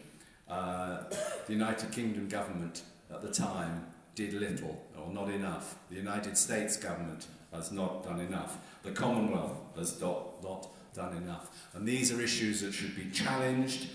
The Sri Lankan government itself promised the United Nations that they would investigate, but of course they hadn't and haven't.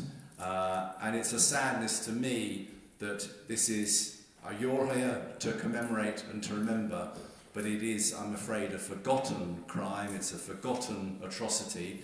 And last year, Sri Lanka took part in the Commonwealth Games as though nothing had happened. I'm a big cricket supporter. The Sri Lankans were here, the cricket team, it was barely mentioned. England will be going to Sri Lanka in March next year for 2 test matches. Will it be raised? I tell you, a few years ago, the Cricketer magazine published an article from, I can't remember who it was, may have been whoever it was, saying how good it was that the war in Sri Lanka was over and that now the cricket could spread not just as far north as Kandy, but to Jaffna, to the other parts of the northeast of Sri Lanka, and listing all the wonderful things that the international cricket community was going to do in Sri Lanka. And I don't deny that, but I rang them up and said I would like to write a piece giving an alternative side to what's going on. And the editor said, yes, of course, that would be really good, thank you. And I wrote a very balanced piece based on cricket, but also bringing in the history of the Tamil people, and mentioning Tamil cricketers who'd played in the Sri Lankan cricket team. And I spent a long time researching and printing and writing this article, but then he declined it and said it was too political. Well, he put a political article together saying how good it was that the Sri Lankan government had eliminated the Tamil Tigers and that now cricket could spread across the whole island. So, you know, that is what we're up against. And I suppose that's a tenuous link, but the promotion of Major General Silva to head the Sri Lankan army is not just a disgrace. It's something that in years to come, I hope that, if not at present, but in years to come, the Sri Lankan government will be made to answer. Nandri, wanakum. Thank you so much, Robert Evans. It's great honor because he was given in the last minute, given the topic to talk about it. And that man is good. I tell you, I must give a hand to him. And what he said in the last point, which is I'd like to just touch upon and pass the next speaker. He's done a write-up to the media, but they made it as a politics to say that, oh, Tigers are done, finished, now let's have a cricket around. This is the thing we got to. There are some dummies says, oh, don't mix the sports with the politics, please. There's no politics. Everything is politics. Yes. What I do with my wife is also politics. So please, anybody says that the politics doesn't involve with anything else, it's total crap. So shall we make that clear when it's come to say no to Sri Lanka. Sri Lanka TGTE took up. Say no to Sri Lanka, which is boycott sports, boycott tourism, boycott investment, right? Boycott the products. This, at least the Tamils, us do it without faith. Then the rest of the people will follow. Believe me, South Africa changed because of those four things. happened against the South Africa. So the same 4 things must happen for the Sri Lanka to change. I believe, honestly believe that. And when it has a small article, it goes against as a politics. Blind me. I don't understand what this world is all about. Thank you, Robert Evans, anyway. That was a great information. Next, I shall invite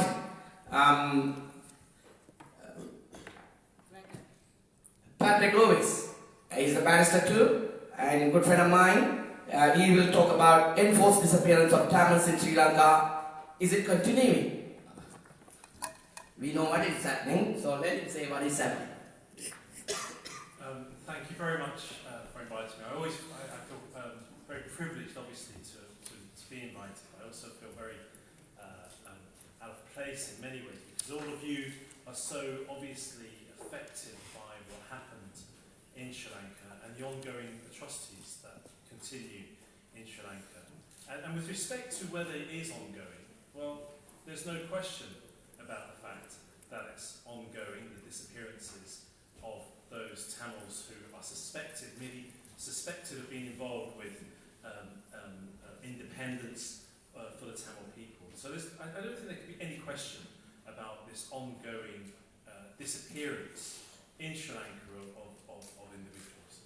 One of the things that for many of us in the West find it so difficult is to empathise and to understand the pure terror that those who are the victim of disappearance, those families who have witnessed individuals being taken from them, the inability to be able to understand what that must be like is something that I think is something that we all should need to convey in order to be able to ensure that this comes to an end. But the disappearance at the end of the war of thousands of people is, without question, it's a question of fact. The actual number is, of course, open to dispute, but the actual disappearance of tens of thousands is a question of fact. And the tragedy of the fact that the international laws of war were not imposed upon the individuals who are responsible is that it has continued. It is ongoing. And those international laws of war are very simple. It's the right to life. It's the right to be free from torture. It's the right to be free from arbitrary arrest, and the right to be treated with humanity. All of those laws so clearly breached by the Sri Lankan government and continue to be breached by the Sri Lankan government.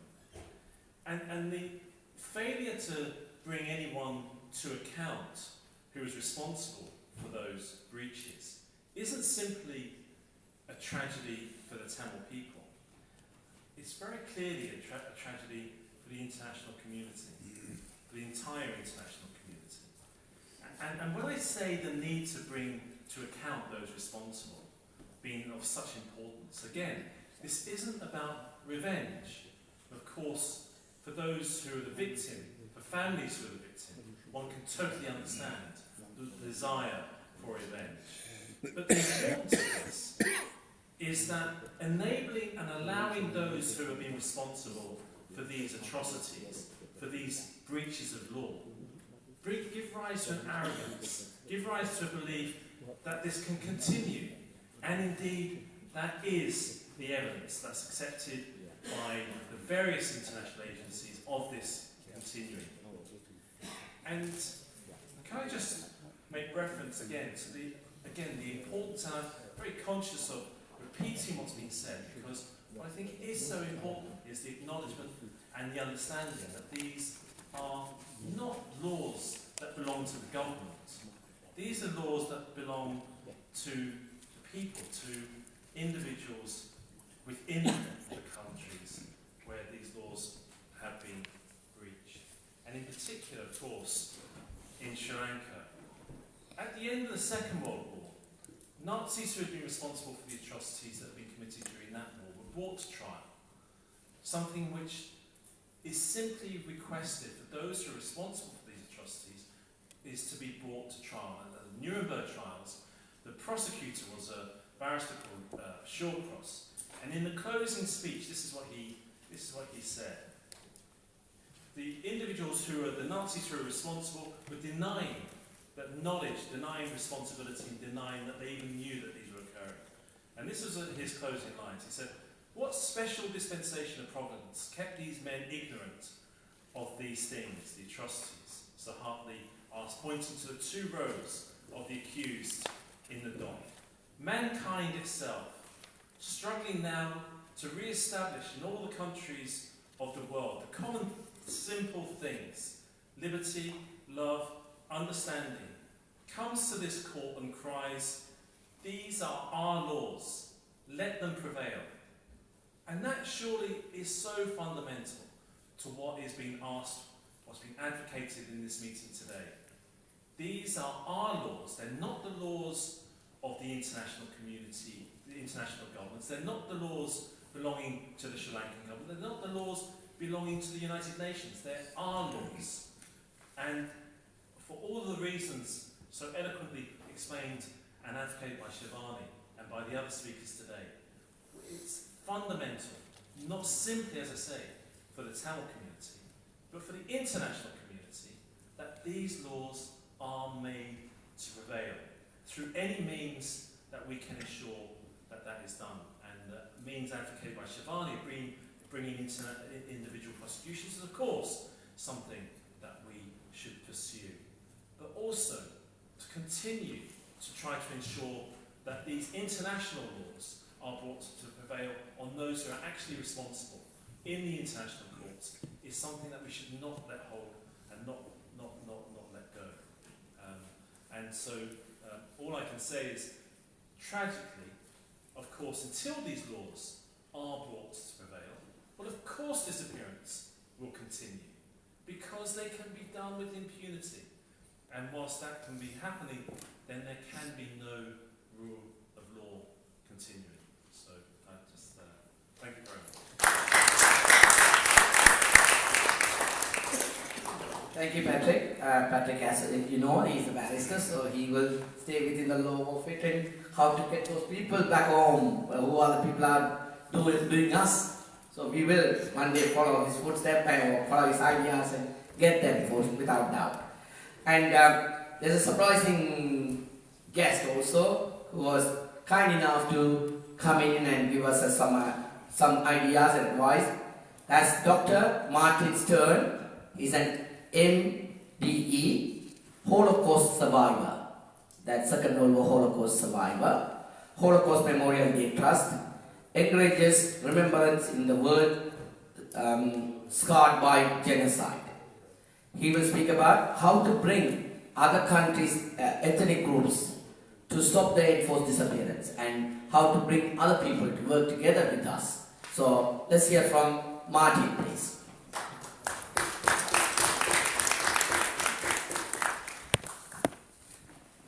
Thank you very much. As you've heard, my name is Martin Stern. I was born in the Netherlands, and at the age of 5 I was arrested at my preschool in those days, and because my father was a Jew, the Nazis thought I needed to be killed. They had a theory about how everything worked in politics, and the theory was that everything that went wrong was due to Jews, and if even one Jew was left alive, the problem would recur. So I was on the list. They didn't succeed in my case. They did succeed in the case of all my little friends in the collection camp in the Netherlands.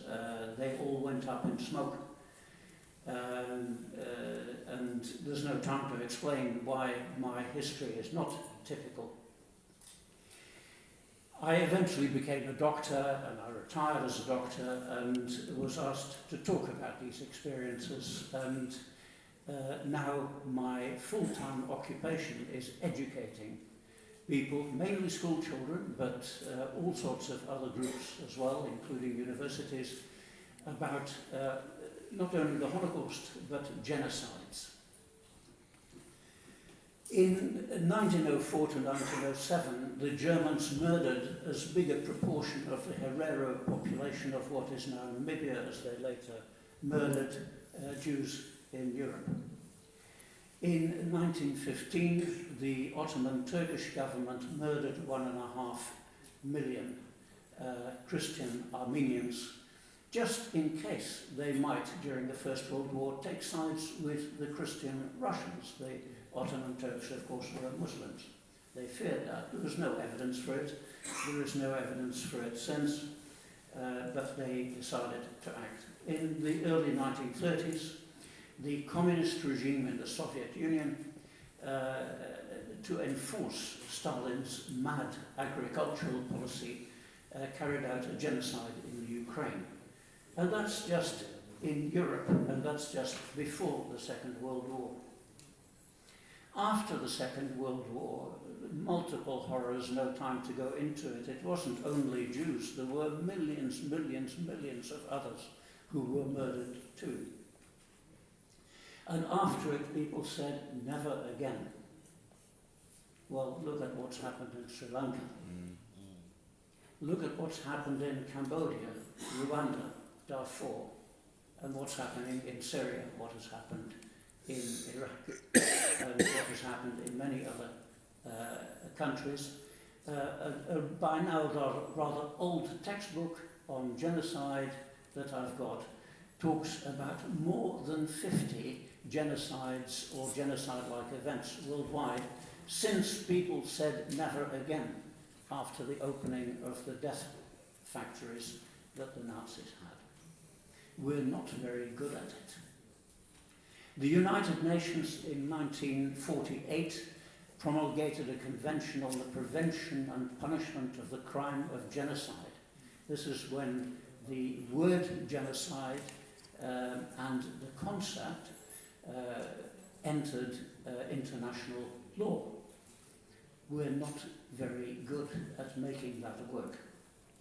The United Nations did have some appreciation of the fact it wasn't working and went further. It passed a convention on what is called responsibility to protect. It was a change in international law. When all else has failed, countries are now allowed to interfere legally in the internal affairs of another country if it is murdering its own population. And a fat pot of good it has mostly done. Justice. Yes, the Nuremberg trials did convict some of the top Nazi criminals, but the vast majority were not convicted. A recent book by Professor Mary Fulbrook of University College in London talks extensively about that. You might think that with what I've said, the 20th century was the most lethal in human history and the 21st isn't doing much better. But if you read a book by Professor Steven Pinker, the book The Better Angels of Our Nature, and it's in shortened version, you can see it online as a TED talk, you will realize that mass killing of human beings by human beings is not as old as history. It is older. If you dig up prehistoric bones, more of those people were killed by human action than in any known historical period, including terrible periods of war. This mass murder has been with humanity longer than its recorded history. One of the baffling things about this is that all the research shows that the perpetrators are not mad. They are indistinguishable from perfectly normal people until they commit their horrific crimes. And afterwards, if they are not punished, if they're not killed, they melt back into society as perfectly ordinary people, indistinguishable. Policemen who were perfectly ordinary policemen and drafted into mass killing units in Poland during the Second World War, went back into the police in Germany after the war and functioned as normal policemen, unpunished. So the situation in Sri Lanka is, of course, unique. Every genocide is unique. They all have strong individual features. But every genocide shares important features. It's very important to learn that. And there is so much to learn. We've got to learn about what it is about humanity if we're going to prevent it happening. And there is a book by a very famous psychology professor called Roy Baumeister, and he talks about something that you obviously are encountering, how once these things have happened, to the perpetrator, this is all in the past and we should let bygones be bygones, and it was a minor incident and the circumstances were different then and so on. To the victim, it dominates the rest of their lives, of the rest of our lives, because you and I share that problem. Just one little insight from a very worthwhile book. Yesterday, I was with a large group of Holocaust survivors who all teach about this subject, and we got together to discuss what we're doing. And the majority of my fellow Holocaust survivors are against talking about other genocides. You know, our suffering was unique. Nothing else can compare to it. I believe that is wrong. You know, we have in Judaism there's a saying, if I am not for myself, who will be for me? But if I am only for myself, what am I? Every human being should be a subject of our concern. At the moment, we're living at a time, and you've heard the shouting outside, when worldwide democracy is in retreat. You know, trying to do something about what's happening in Sri Lanka comes up against the ineffectiveness of the United Nations. We were talking about that earlier. And the ineffectiveness of all sorts of other organizations, including the European Union. We need to work on it. But if you follow Steven Pinker and his book, The Better Angels of Our Nature, you will find there is hope. That although human history is terrible, it has been becoming less terrible. Percentage-wise, fewer people get killed by human action than they did. And it has been going down millennium by millennium. It has been going down century by century, even decade by decade. Despite the horrors we still live with, things are improving, although not uniformly, not everywhere. We need to work on it. And to work on it, we need together to unite our efforts. Thank you.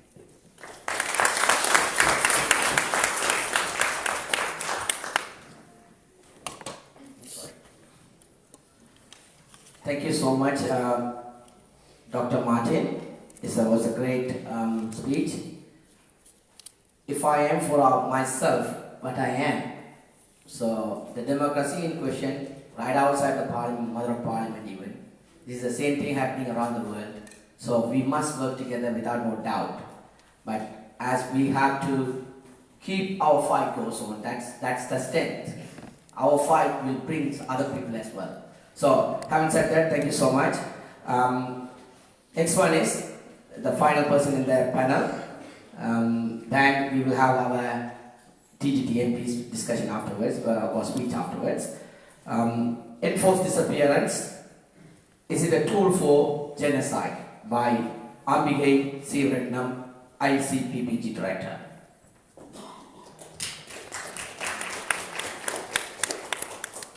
Vanakkam. Good evening, brothers and sisters, distinguished guests.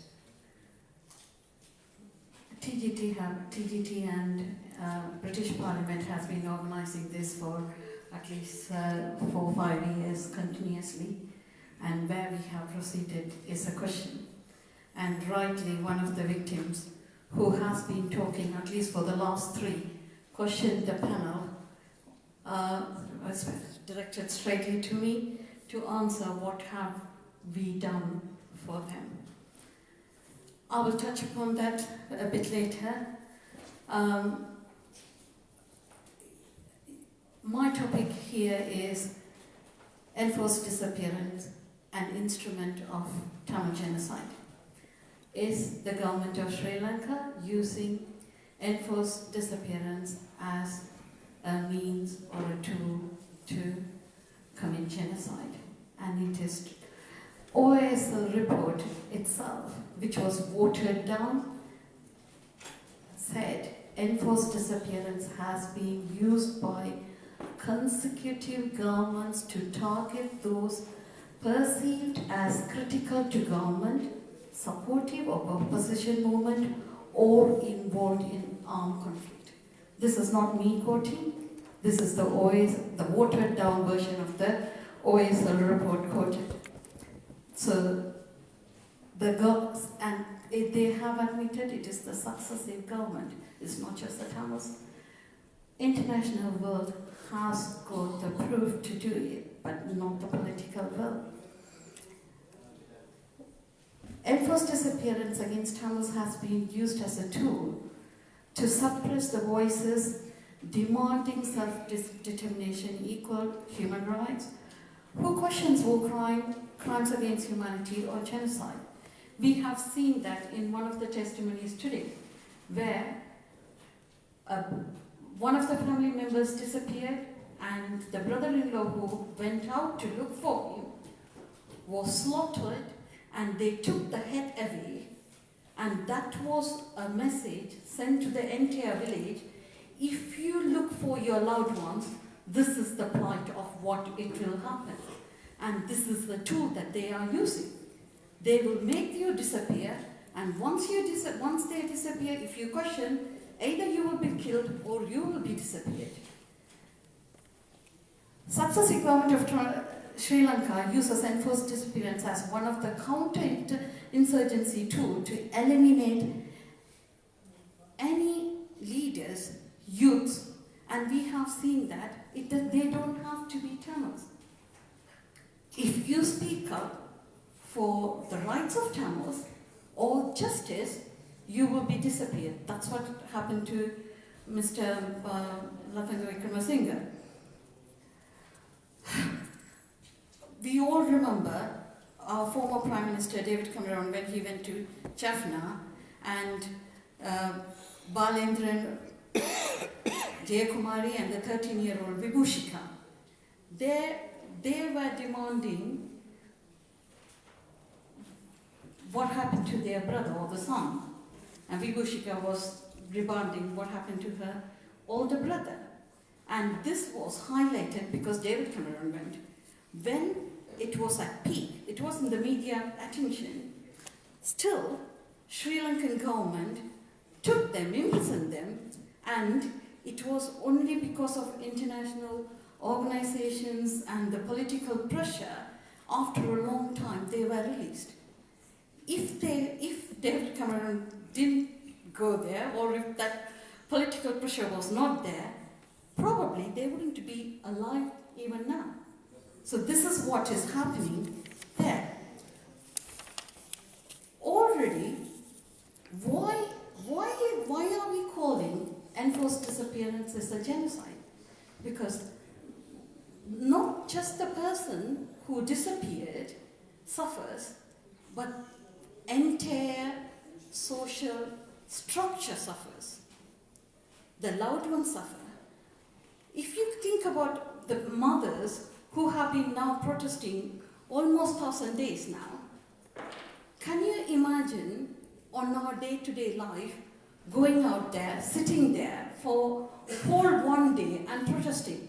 We did it, 73 days we were in Parliament Square, and all those 73 days I lost my savings, I lost everything, my house was upside down.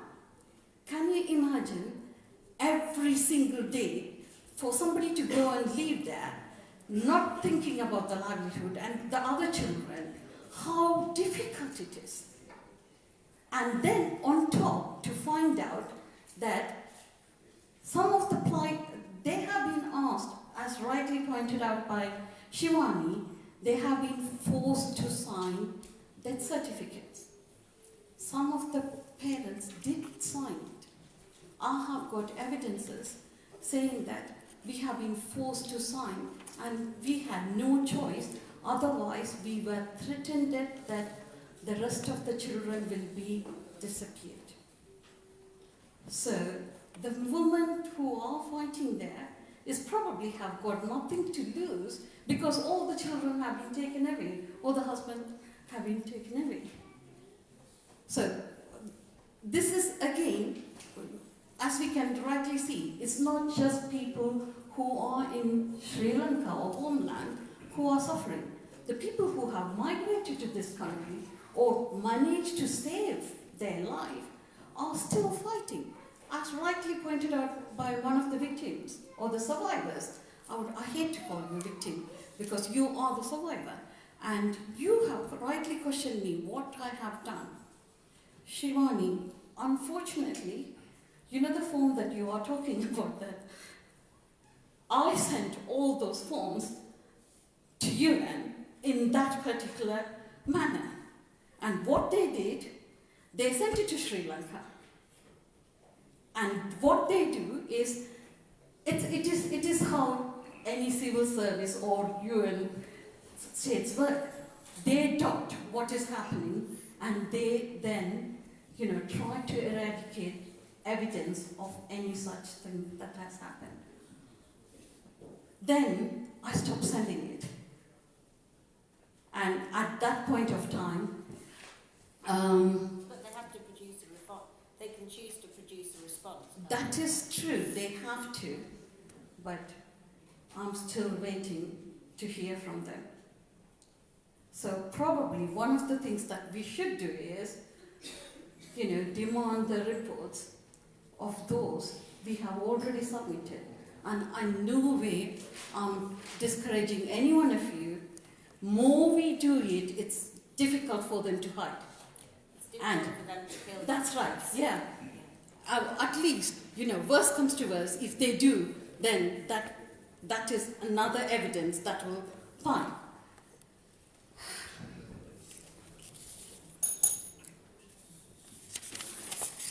Okay, I have been said that, my time is up.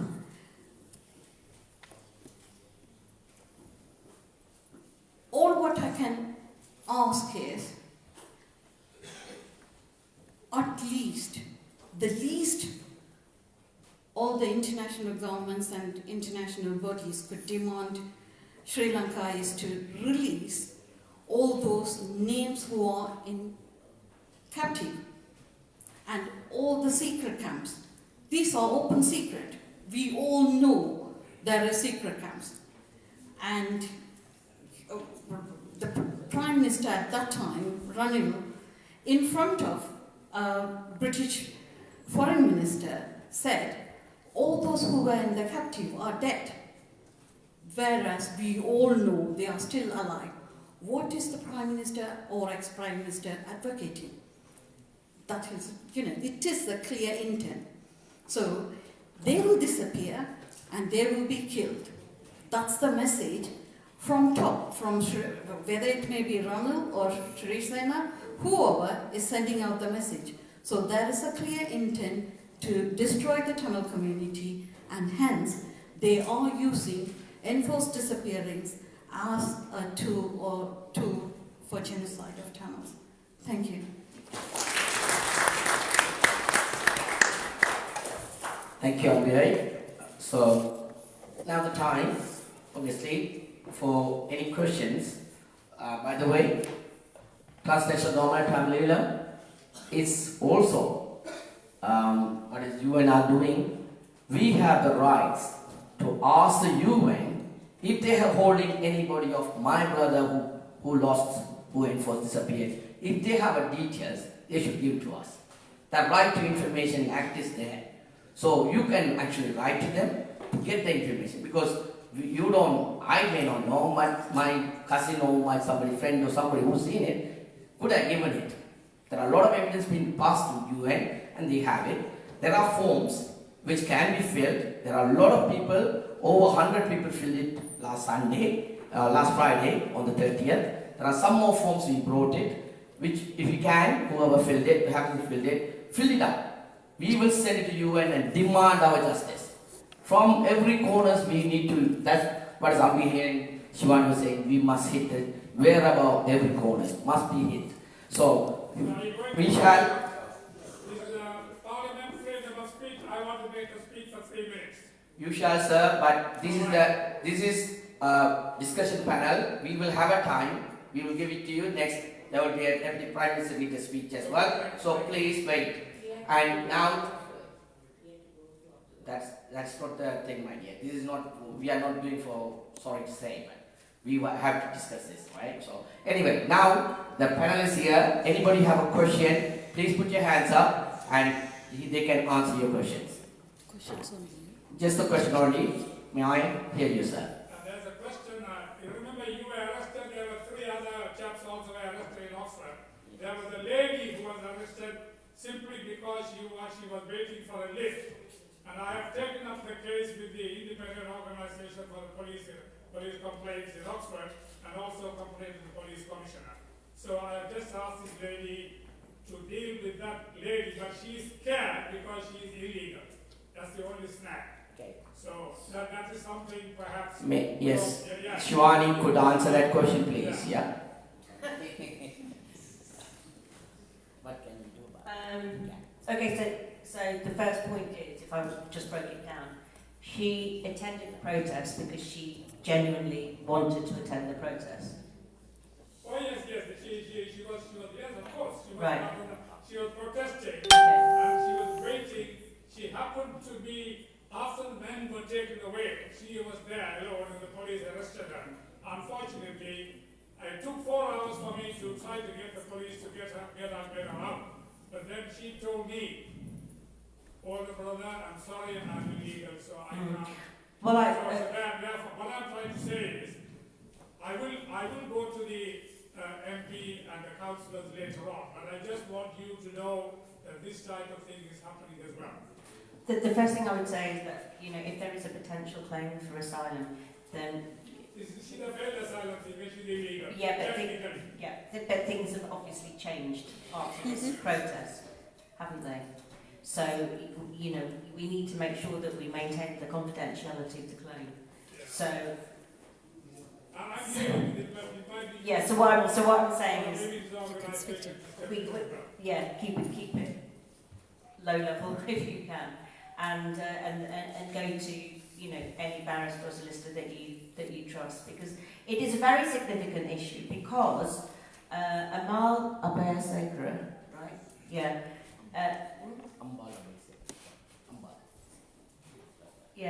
The person who identified the relevant people is a known agent for the Sri Lankan High Commission, which means that she will be on the radar of the Sri Lankan government.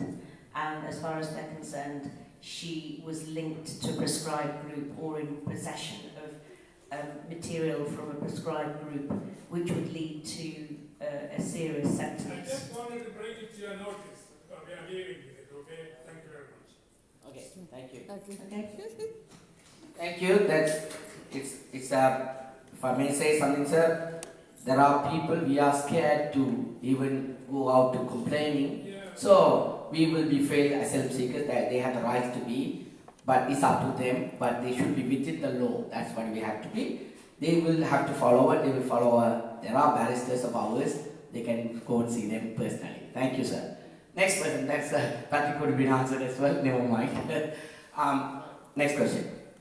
So we all know that the Sri Lanka have done this crime, and we all going through this for the last 10 years, and we have so much panel discussions, we have so much organization that's trying to get our justice.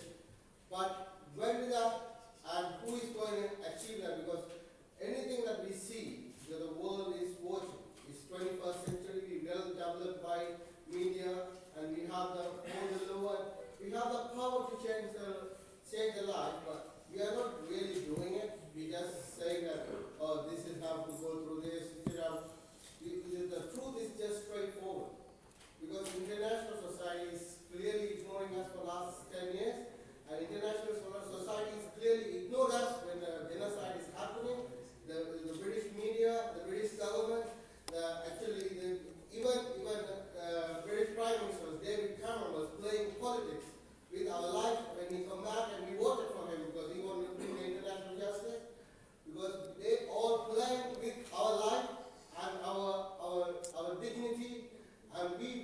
have to find a solution to work with the international society for what? What really we're going to do.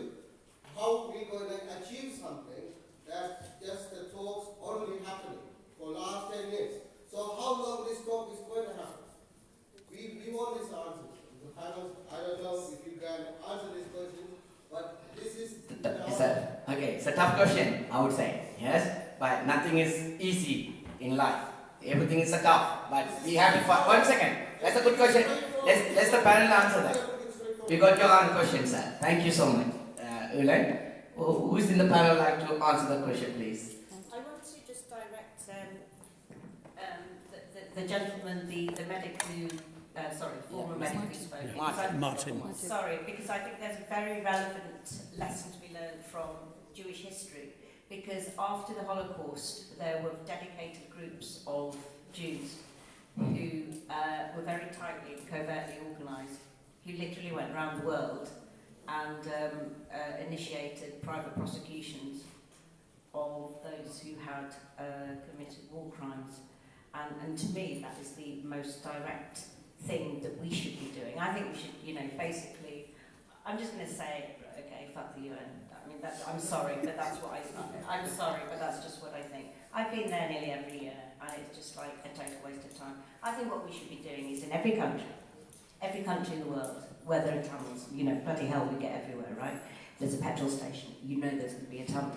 So France, Switzerland, Venezuela, everywhere, you have tight units who concentrate on the embassies, and every single army officer who may be a citizen of that country, or families, or politicians who were around and who were complicit.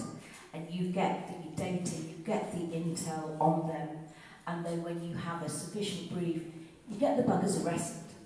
Okay? I mean, that, to me, that's what Jewish groups did, and that was really effective. And they didn't, do the whole negotiation with the UN. They just went out there and they just did it themselves. And I think that's what we should do. I think with your question, I think she connected the question back to Dr. Martin. So how did they manage to prosecute all those people who genocided your people? Well, there were people who worked on it very hard. I don't agree that they were as effective as all that. They did manage to get Adolf Eichmann and a few other people, but the vast majority of the perpetrators got away either scot-free or with a token sentence which was then reduced. There's a big book about it which was published last November. Professor Mary Fulbrook Reckonings gives a scholarly analysis of that. Of course, I think the first thing is you have to be prepared for disappointment. I mean, the whole history of this is bitterly disappointing. On the other hand, you can't not work on it. You've got to do your utmost.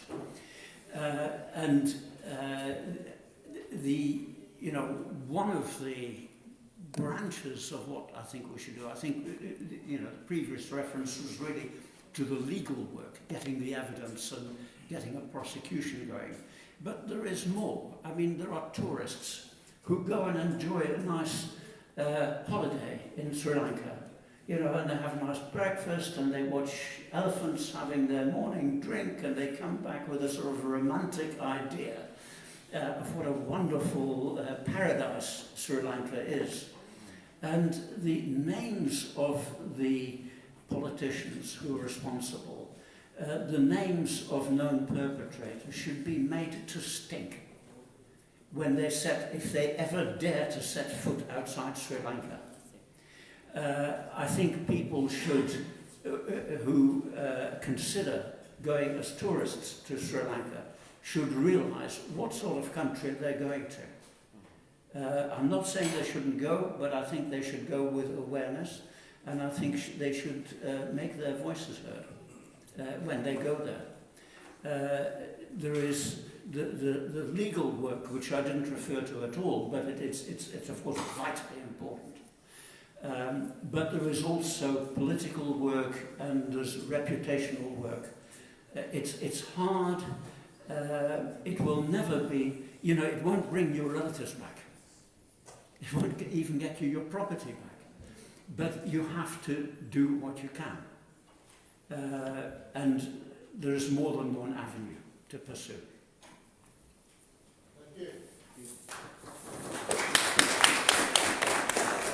Thank you, Dr. Martin. It's obviously what he's saying is like, we can't sit and watch. We must fight, regardless of anything. We must fight for the justice. And we may not get anywhere, but we will fight it. We'll fight it definitely, but end of the day, like our leader Prabhan said, we are not people that falling for sorry. We will fight. We want to fight. We will fight to our limits or until our death. So until we achieve our goal, we will fight for it. Right, one more question which is from Manivannan. After that, we will have a panel discussion finish and we have a book release and our Deputy Prime Minister need to speak as well. Question please. Question for both barristers is about the universal jurisdiction. Can you speak up, please? Speak up. Question for both barristers for universal jurisdiction. That how can you bring, unless the perpetrators are in the country? So, for example, even Sarvendra Silva escaped, not the other two have escaped from here, the Fernando has escaped from here. So what are the mechanisms we are going to set up? Because this had to be done in a closed net manner so that these people doesn't escape.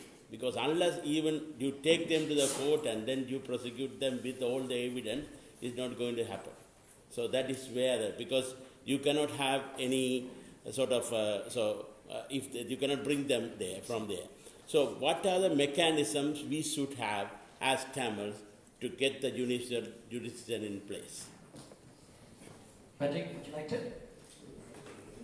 Yeah, again, I must confess, this isn't an area of law that I'm familiar with, so I can't give a definitive opinion, but there is precedent for this, of course, because Pinochet, who was the leader of Chile, and who was responsible for various atrocities, was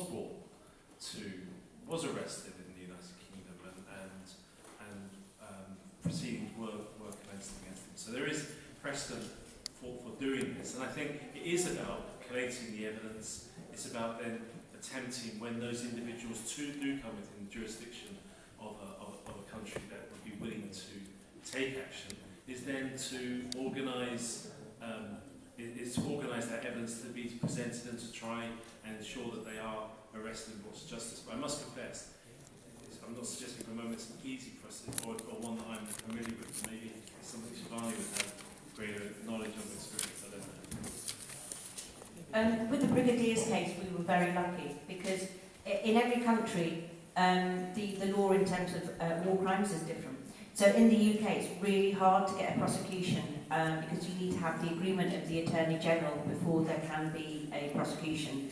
And because Britain's like best friends with most countries, Israel, Sri Lanka, it goes on, we're never going to get that agreement. What was very clever in the way the lawyers argued it is that they didn't prosecute them for war crimes. They prosecuted the brigadier, or the former brigadier, for having committed a criminal offence.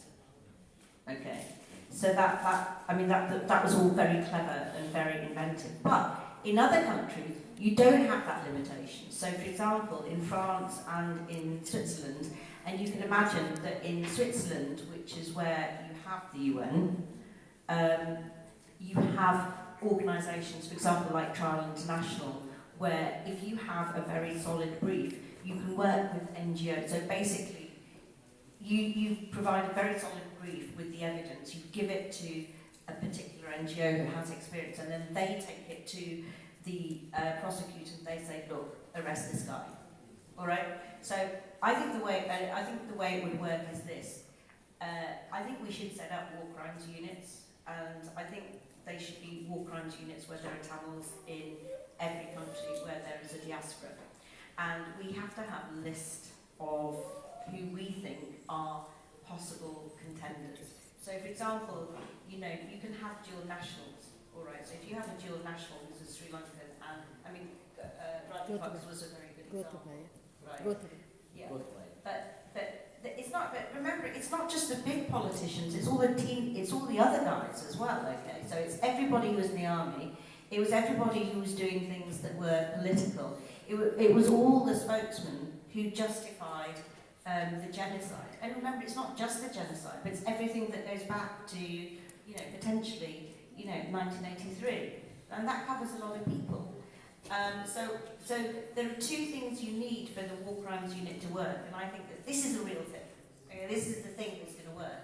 Is you need to have a very small, tight, trusted, discreet group of people who can work very, very fast. Because the thing about initiating prosecutions is as soon as it's out of the bag, you know, you can't make a political drama out of it. Okay, you can't do big, you know, we are great, we're doing all of this, you know, give us lots of money. It has to be quiet. No one's going to know what you do. All right, so you can't be in it for the glamour. Okay, so you have a very small group of people who can move very fast, people who can identify, you know, who the relevant people are, and then you also need a very good, tight team of lawyers who are experts on war crimes, who can then get a very tight dossier in order to initiate those proceedings. Because once those proceedings are initiated, if the prosecutor thinks there's a case, they can just arrest them. So you just say, this is the guy, he's the bad guy, you can just arrest him. That's it. Okay, it's actually not rocket science. So it is a question of, and it's not just the embassies, remember. It's just like really widening the intel that you have in all of the relevant countries.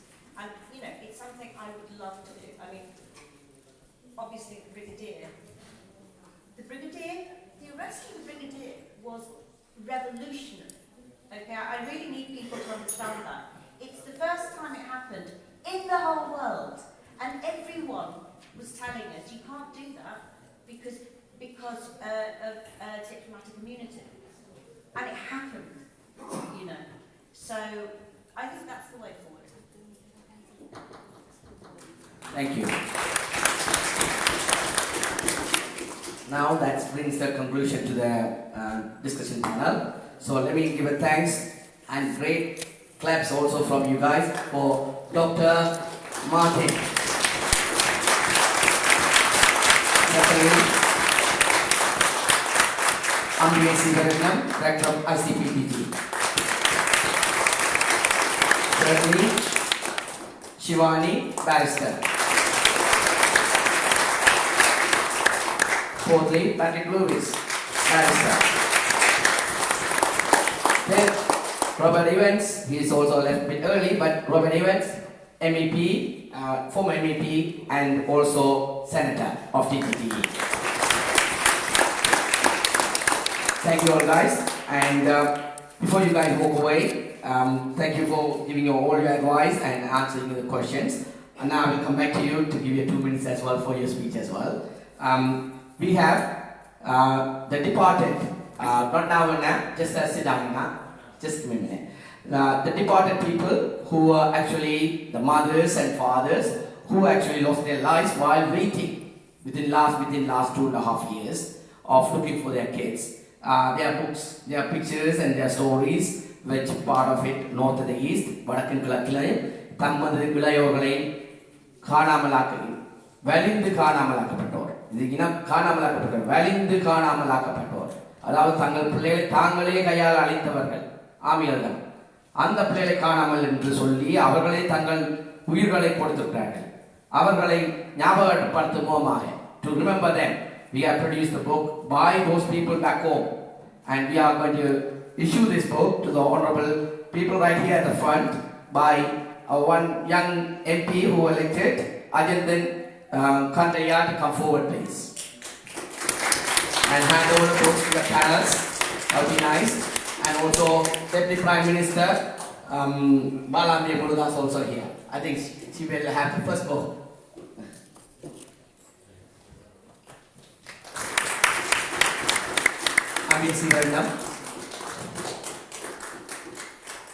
That goes to Dr. Martin.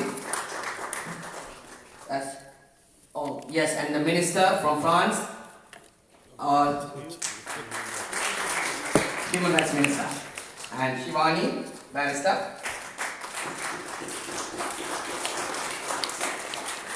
and Patrick Lewis, barrister. So we have just about 5 more minutes to go. So we would like to have Deputy Prime Minister of Transnational Government Tamilam, Bala P.K. Murudas, will give us more little speech about enforced disappearance. Okay, please do. Okay. Distinguished guest, Honorable Member of Transnational Government of Tamil, ladies and gentlemen, I welcome you all this event on behalf of the Transnational Government of Tamil. I joined you from the Transnational Government of Tamil, TGTE, to remember thousands of our babies, children, sisters, brothers, wives and husbands who were taken away from us by the Sri Lankan security forces who have permanently disappeared. Due to their many and continuous disappearances of Tamils, the United Nations ranked Sri Lanka as having the second highest number of the disappeared in the world.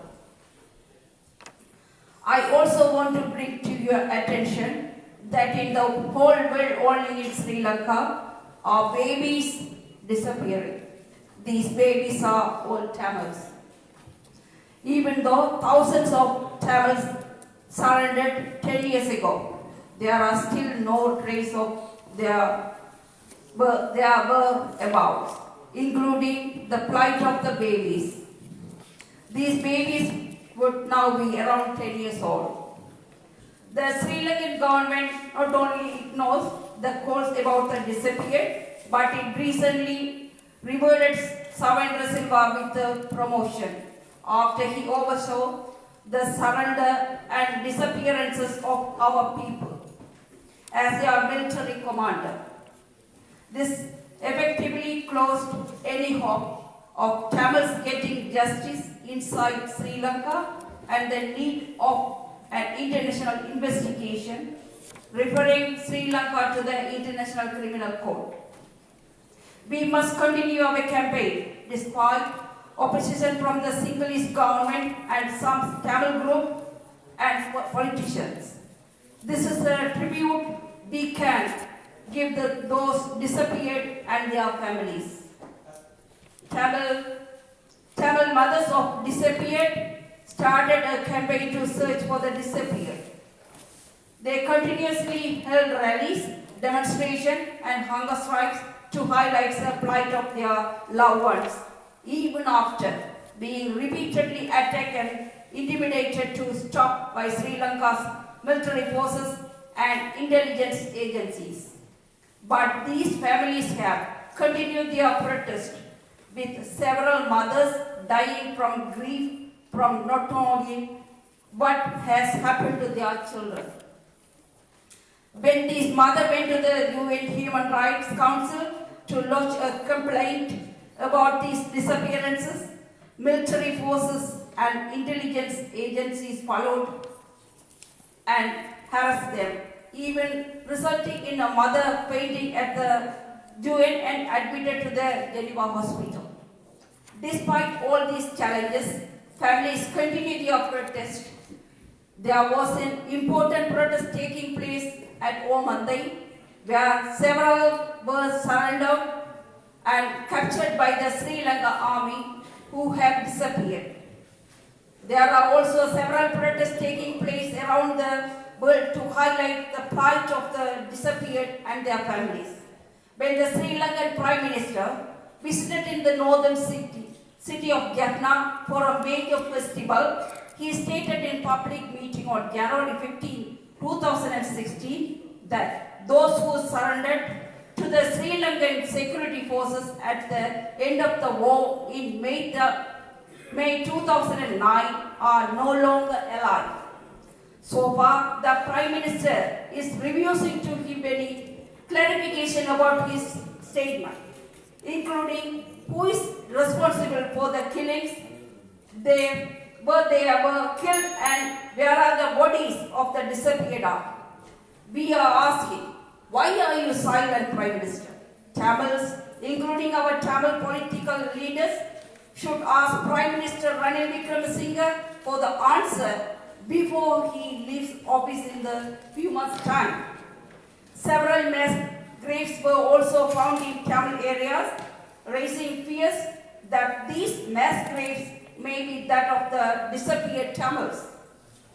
Due to the international pressure, the Sri Lankan government established an Office of the Missing Person (OMP), but OMP itself became meaningless when stated that the finding of the OMP could not be used in any civil or criminal cases for seeking justice. Repeated requests to include the UN and the other international experts as the commissioners of the OMP have been rejected by the government.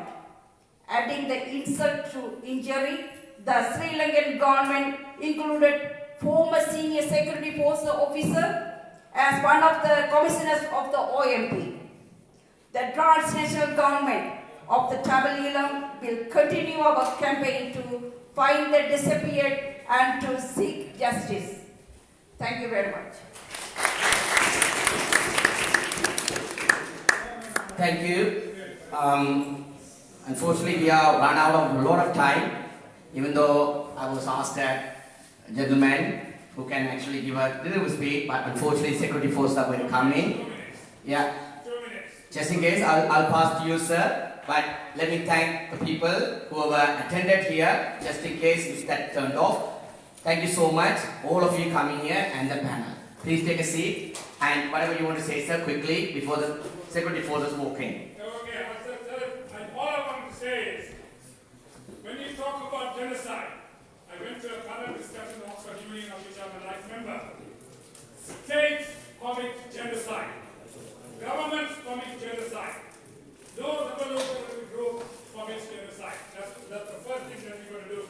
And also, genocide is not only killing people, but damaging the language and also the destruction of the world famous library in the northern Sri Lanka and Jaffna. These are the points that we must take into consideration. And the MEP who was here wrote about cricket. I'd like to remind him that in 1975, when the first one-day international was being commemorated in this country, I organized a sit-in in Old Trafford when Sri Lanka was playing the West Indies. Anyway, okay, I know that security is coming. But the thing is... Thank you guys, everybody. Now, everybody, just finishing off. Just okay, தாயத்திற்கும் அடக்குமுறைகளுக்கு எதிராக நாங்கள் தொடர்ச்சியாக போராடுவோம் என்று உலகின் அமைதியாக இருந்து கேட்டதற்கு அனைவருக்கும் நன்றி கூறிக்கொண்டு இந்த தொடர்ச்சியாக தொடர்ந்து செய்வோம் என்று எமது மாவீரர்கள் மீதும் தேசிய தலைவர்கள் மீதும் உறுதிமொழி எடுத்துக் கொள்வோம். தமிழரின் தாகம், தமிழரின் தாகம், தமிழரின் தாகம். நன்றி, வணக்கம்.